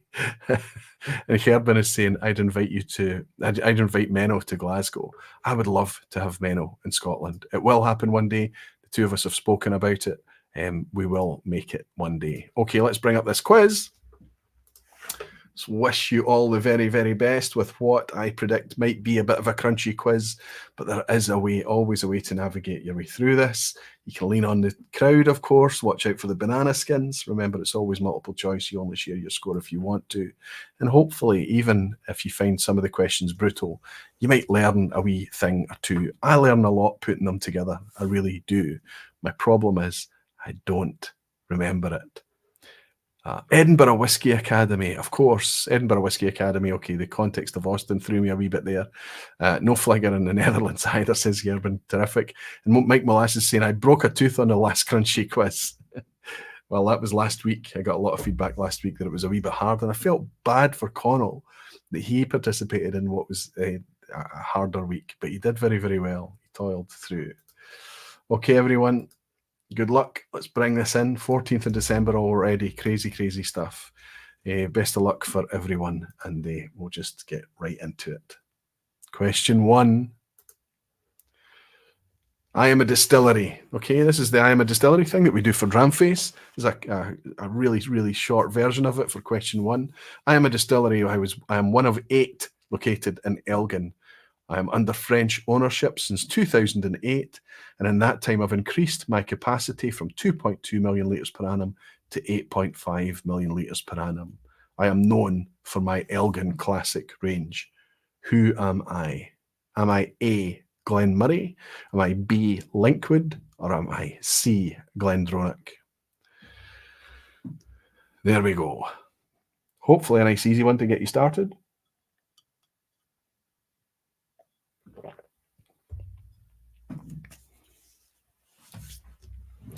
Tony Nelson is in. So good to see you, Tony. I hope you're able to participate and join us for the quiz at the end.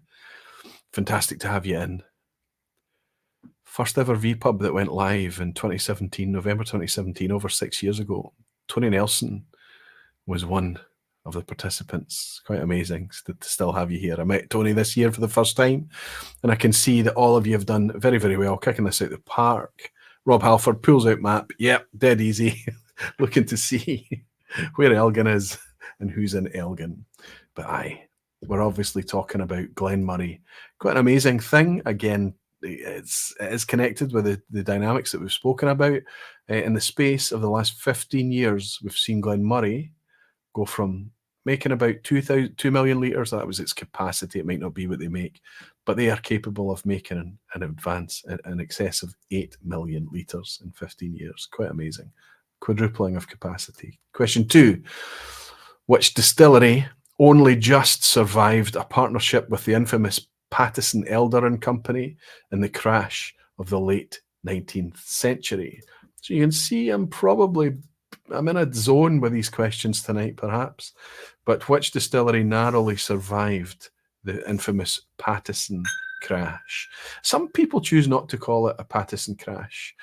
Some places you look online will just call it I can't remember how they call it, but we know it as the Pattison crash. Was that distillery A, Craigellachie, B, Mortlach, or C, Glenfarclas? We're in Speyside for all 3 of these. The Pattisons needed to secure stock for their blends. They grew very, very fast. The Pattison Company did, Pattison Elder & Co. And they bought a 50% stake in a Speyside distillery. When the Pattisons were found to be dealing underhand, remuneration from capital, selling things that were not as they were supposed to be, various jiggery pokery, their little house of cards came down, took out a few companies around them, and almost took out this quite significantly sized distillery, of which you all know is Glenfarclas. Well done, everyone. Rick Johnson is saying, not a clue, follow the crowd. Take it, Rick. Dogs Have No Uncles is saying, I'll follow the crowd, go with C. Absolutely spot on, Glenfarclas. Nearly went out of business in 1898 because of the issues with the Pattisons.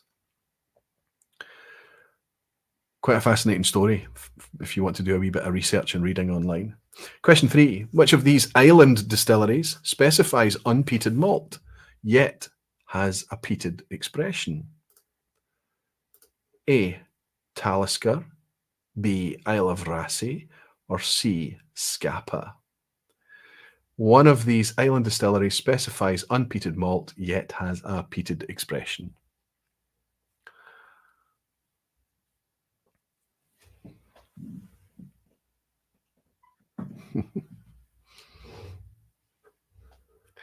I shall explain. David Brody's in, claiming that somebody's been a copycat of somebody else. It's the vPub, David, and it's one of the few places that being a copycat is actively encouraged. Dogs of No Uncles saying, fairly sure it's aged in a cask that held peated whiskey.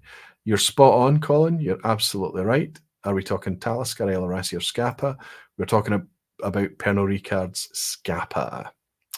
They've got the, what is it they call the other one? The Skiren and Glanza, I think, are the two releases. Unfortunately, they're not things that would excite us. The fact that it's from Scapa very much excites us. Fantastic distillery, fantastic liquid. The presentation of those two bottles, not even a peated cask can save that Glanza. It's a shame. Give us some natural output, please. Scapa is being abused. 4. 8 Doors Distillery has been in production for over a year. Already it's been in production over a year, quite incredible. But unusually, without which typical apparatus, something is missing at 8 Doors that's in almost every other distillery you would have visited. Is that A, they are without a mash tun? Is it B, they are without a grain mill? Or C, they are without a washback?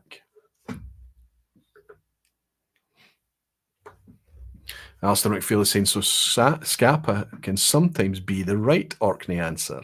Yes, but I didn't have the alternative Highland Park wasn't there. Usually, if the question is about the provenance of liquid, and you know it's Orkney, the only right answer is Highland Park.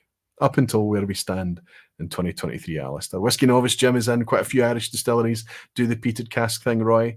Not a fan. Yeah, it's not a new thing, absolutely, Jim, and it wasn't a commentary on that. It's not the peated cask that's causing Scapa a problem. It's the 40% ABV loaded with caramel colouring and chill filtration. Come on, it's single malt whiskey from a beautiful distillery, an amazing distillery, a capable distillery, and it gets abused like that. Some people say it's all about business. I would argue that every time.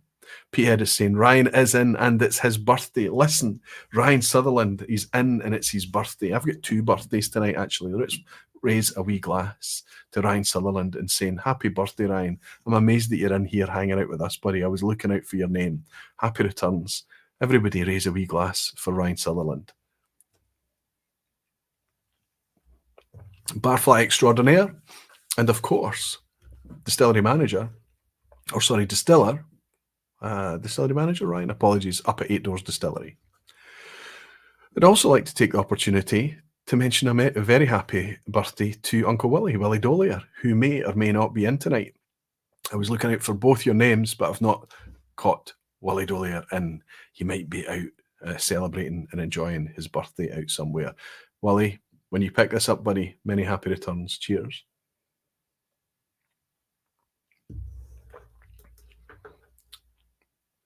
So everybody should have been looking to see what Ryan Sutherland answered there.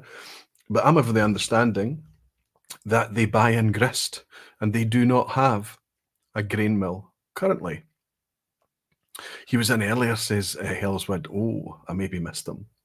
A grain mill. So if you answered B, that's the right one for that. So many of you celebrating 4 out of 4. We're doing okay so far. Let's roll into the picture question at the end. I might be helping you tonight. You've just got to keep your eyes sharp. Whiskey from the Vestibule, 4 out of 4. Jimmy Light, 4 out of 4. Nicholas, 4 out of 4. Orange Wool. Chris Barlow. Danny Hebbington. Dogs of No Uncles. Rick Johnson. Herman Blocker. We've got Banana Skin. Gene Kelly slipped up. Nah. Okay, Gene. Keep it tight. See how we get on. Picture question. Question 5. We're looking at a distillery. We can see there's 1, 2, 3, 4, 5, 6, 7, 8 stills here in this shot. But I'm, of course, going to ask you, what are we looking at? Are we looking at A, a glen, B, a ben, or C, a loch? What are we looking at here? A glen distillery, a ben distillery, or a loch distillery? They have a mash conversion vessel, right, rather than a mash tun. They have a mash converter, or an MCV. They do have a mash conversion vessel, but they also have a mash tun as well. I don't know if Ryan's still in. He could probably answer that. Just a wee one, but they do have it. I need to go up and see it. It'd be good to go up and see it for myself. Dogs have no uncles saying A, assuming I've made out the sign in the background correctly. Colin is on it tonight. Sharp as attack. Whiskey Novice A, going with the crowd. Absolutely. Well spotted. And if you go show you the next one, I'll just zoom in on that a wee bit to let you see that I chose not to Photoshop that out. I thought it was tiny enough. But aye, sharp eyes, Glen Grant. There you go. So we should be in good shape as we roll into the trickier half of the quiz. Dacey is 5 out of 5, fantastic. And Whisky Veritas, 5 out of 5 as well. Tony Nelson, 5 out of 5. Rory Dolgetti, 5 out of 5. Nicholas, 5 out of 5. Martin Fielder, Mike Molasses. Chuck, Malt Minion is in. Chuck, so good to see you. Sachin Kainth is in as well. Hi all. Sachin, I remember you were on the vPub playing a wee game of, is it a Speyside a couple of years ago? Good to see you in. And Arnie Tiger is still here. So sorry I missed your question. Sorry, your comment. Question 6, everyone. I'm going to read out this little verse and you can tell me where is it from. I have been on blank more as 3 times or 2 times myself, and I have been close to the blank distillery, and I know what that it is, the clear water of the spring that will make the whiskey just as fine as new milk. This verse is fascinating. The story behind it is even more fascinating. I'm asking you, what is the brand? Is that verse taken from A, Talisker, B, Highland Park, or C, Lagavulin?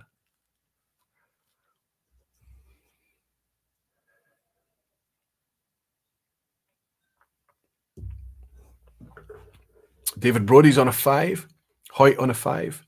Blackfen on a 5. Where's Roy? Good to see you, Roy. Good to see you, Conrad. So many pass marks already. Steve Atkiss, 5. Good to see you, Steve. Phil Jones, 5. Des, 5. Chris Barlow. Lassie Hort Oatsman. Good to see you in, Lassie. 5. Everybody on a pass mark. So early. And I think most of you are going to kick it out as well, out the park on this one as well. Imbibing inspiration is a barfly. First time I've welcomed you in. Thank you, Aquaviti, and all for a great evening. Thank you for joining me, Imbibing Inspiration. I've been a wee bit distracted tonight because I thought these crazy flickering lights and things were being broadcast to everyone. But it looks like it just might be at my end. That would be a win if that's the case. Alistair McPhail thinks C, Lagavulin. Absolutely. I had a bottle, but this is my original bottle. I'm not going to hold this up because the focus will go on. Instead, what I've done is I've gone into Dramface and I've picked a wee Doogie Crystal image. And you can see down there is a passage from The Strange Horse of Sunival by William Black. If you can track that down, you can find that story on the internet. Years ago, I was able to download a PDF of it. I think it's out there. It's you can download it for free, I think. But what a fantastic read it is. But that is what that wee passage is from, the Strange Horse of Sunival on Lagavulin 16. Question 7. Here we go. Some banana skins to get you over the line at the end. Which of these under-the-radar Speyside distilleries actually has a somewhat permanent official NAS release? Which of these under-the-radar distilleries has a somewhat permanent official release? A, Glenlossie, B, Glenkeith, or C, Glenord? Right, Johnston is saying, I feel my luck is about to turn. Ryan Sutherland, are you even playing the quiz? Ryan's probably been working awful hard, partying and enjoying his birthday. He's probably taking a wee bit of well-deserved time out. Danny is saying, I forgot how good Ugadal is. Rob Smith is pointing out the banana skin. Rory Dolgetti is saying B for banana. Which of these under-the-radar Speyside distilleries actually has a somewhat permanent official NAS release? There's usually a way to navigate the banana skins, and usually that way is to slow down a wee bit and read. Glenord is not a Speyside distillery. Glenlossie has a somewhat permanent official release, but it is age-stated in a 10-year-old flora and fauna. So it must be by process elimination, as you've quite rightly picked out, Glenkeith. Well done. An easier quiz than I thought it was going to be. A lot of 10 out of 10s tonight. Let's roll on and see. Question 8. Which of these distilleries has spent most of the last 7 years closed? I'm going to show you 3 distilleries, and I just need you to tell me which one spent most of the last 7 years shut. A. Knockandoo. B. Tobermory. C. Glencadam. Some people pronounce Knockandoo. It's all about accent, but I think Knockandoo would be right because it's exaggerating the second syllable. Tobermory, pretty straightforward, but throughout the 1970s and 80s, Tobermory was actually known as Lechick. And Glencadam is just Glencadam. But one of those 3 distilleries was closed for the majority of the last 7 years. Was it Diageo's Knockandoo? Was it CVH's Tobermory on Mull? Or Angus Dundee's Glencadam in the Eastern Highlands?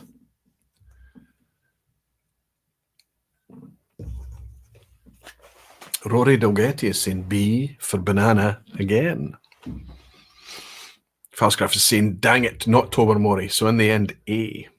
Petehead, A. David Brody, A. Rick Johnson, A. I'm guessing and following the crowd, A. I can tell you that Glencadam was closed about 20 years ago. When I talk about the last 7 years, I'm talking about the duration of this channel. That's why I'm talking about 7 years. Just a wee bit of vanity there, I suppose. But Glencadam was closed about 20 years ago, hence why the 21-year-old is now discontinued, and why we saw a discontinued the 15-year-old that moved on to the 18-year-old. Tobermory was closed for 2 years. For refurbishment. Wasn't making any whiskey at all, but Knockandoo has actually only just started production again after closing in 2017.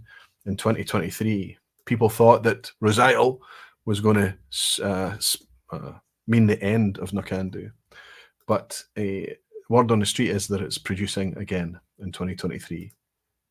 Quite amazing when you can consider that they've got a core range, 12, 15, 18-year-old, 21-year-old, going to various markets across the globe. But there you go. Lots and lots of people in, ready to cash out on a big score tonight. 8 out of 8s is all over the place. Question 9. Which of these malt whiskey distilleries actually existed in the 20th century? Which of these distilleries that are going to appear actually existed in the 20th century? A. Port Dundas Distillery. B. Benwivis Distillery. Or C. Benalbin Distillery.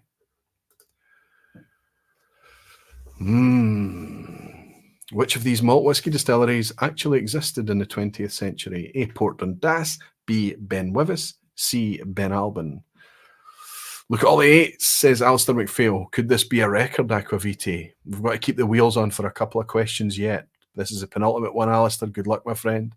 Whiskey Boy, looks like an easy one tonight. Should have got in sooner. You can always go back and play on the replay. Good to have you in. I wonder, Whiskey Boy, if that's the first time I've welcomed you. Craig Willis is in. Good to see you, Craig. On a B, Alistair Gray, Malt Minion Chuck. Lots and lots and lots of people saying B. Daisy Vleeland saying B. Bruce Bernard is going with A. It's going to be interesting to see how the scores are on the penultimate here.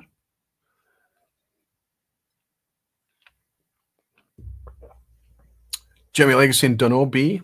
Whiskey Novice Jim is saying B on the follow. Going with the crowd, says dogs have no uncles. Danny Hebington is saying B. Be gentle on the ass hat. Try to keep it together. Benalbin Distillery was completely made up. To the best of my knowledge, I made up a distillery last week, Cross Hill, and it turned out that it was a distillery, but it was a gin distillery in Glasgow, not a malt distillery. But Benalbin I've made up. Port Dundas was a legitimate distillery, but it wasn't a malt distillery. It was a grain distillery, Port Dundas, in the north of Glasgow. Benwivis was actually a legitimate distillery twice. In the first, in the early part of the 20th century, Benwivis existed in Elgin, and then later in the 20th century, Benwivis existed in the Invergordon grain complex.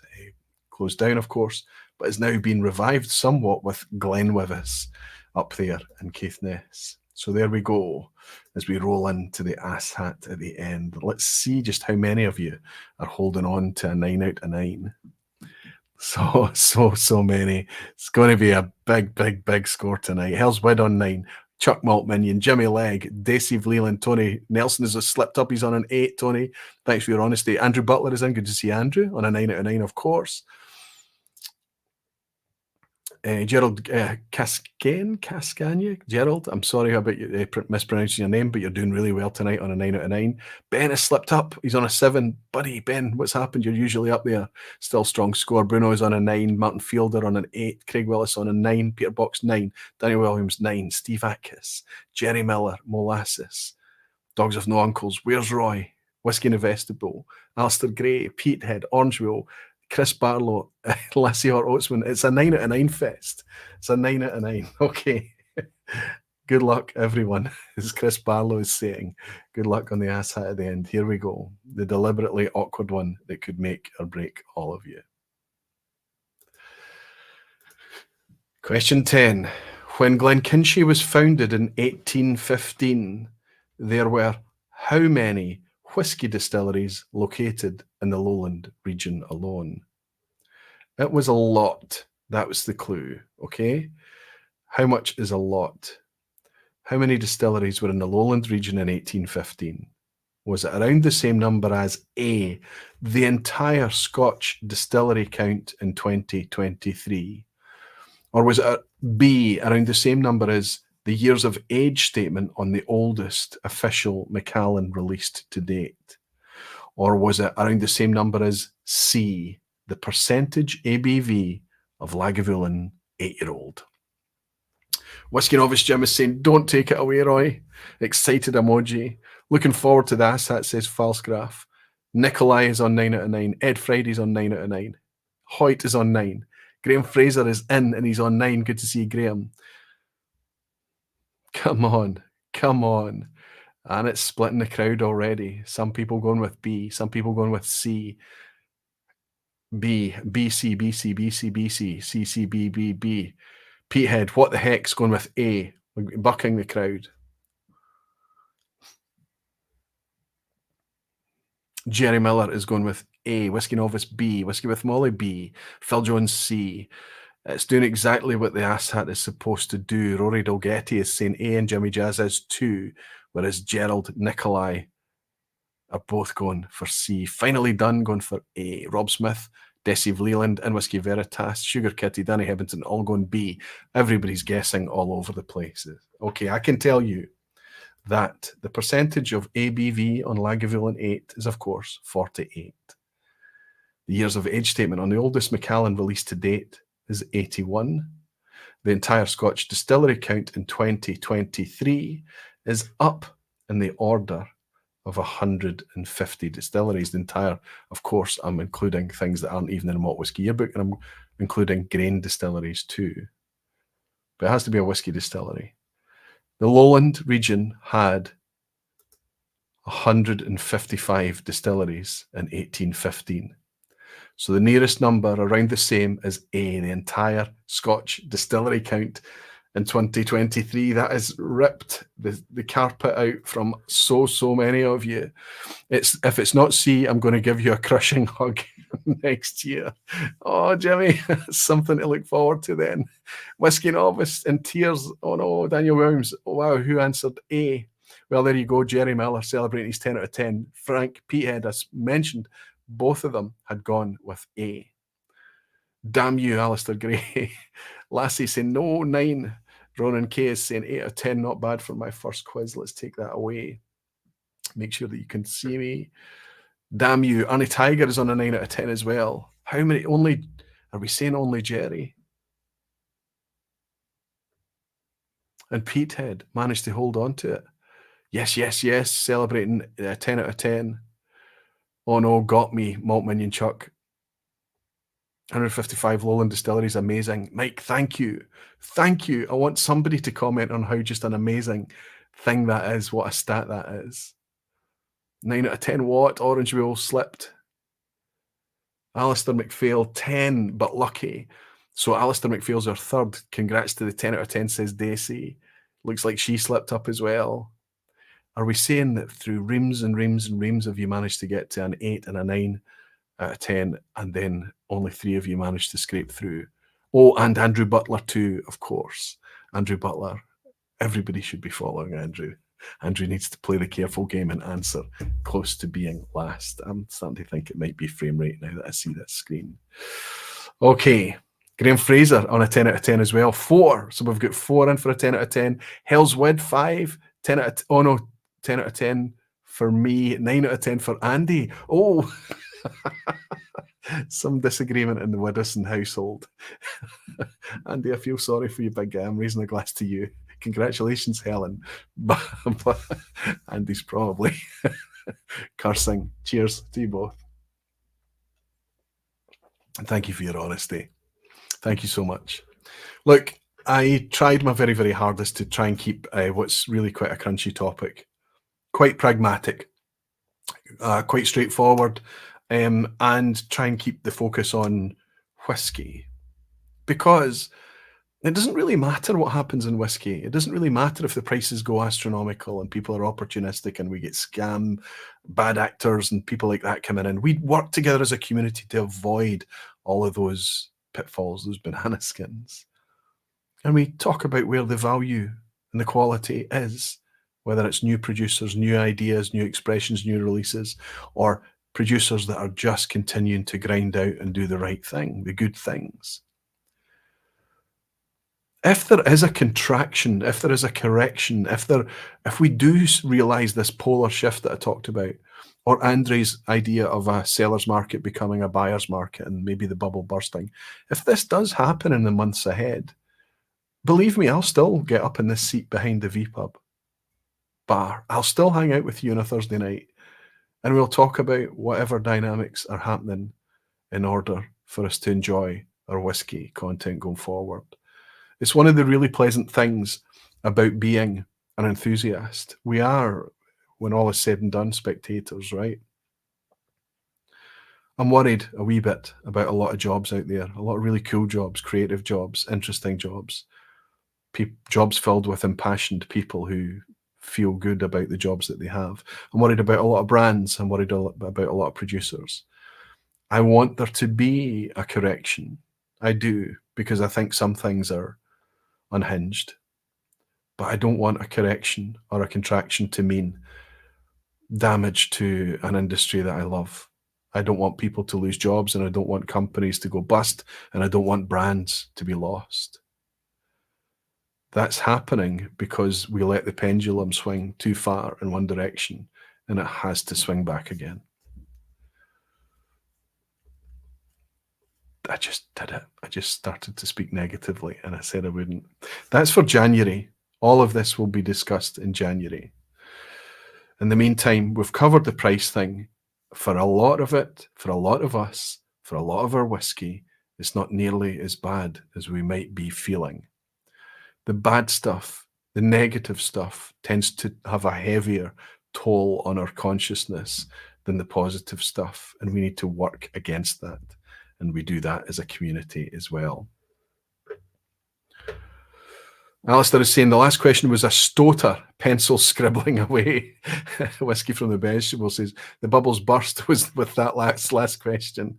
Oh, no. I'm laughing, but I do feel a wee bit of guilt. Helen is saying, good night, Barflies. Thanks for a fun vPub, Roy.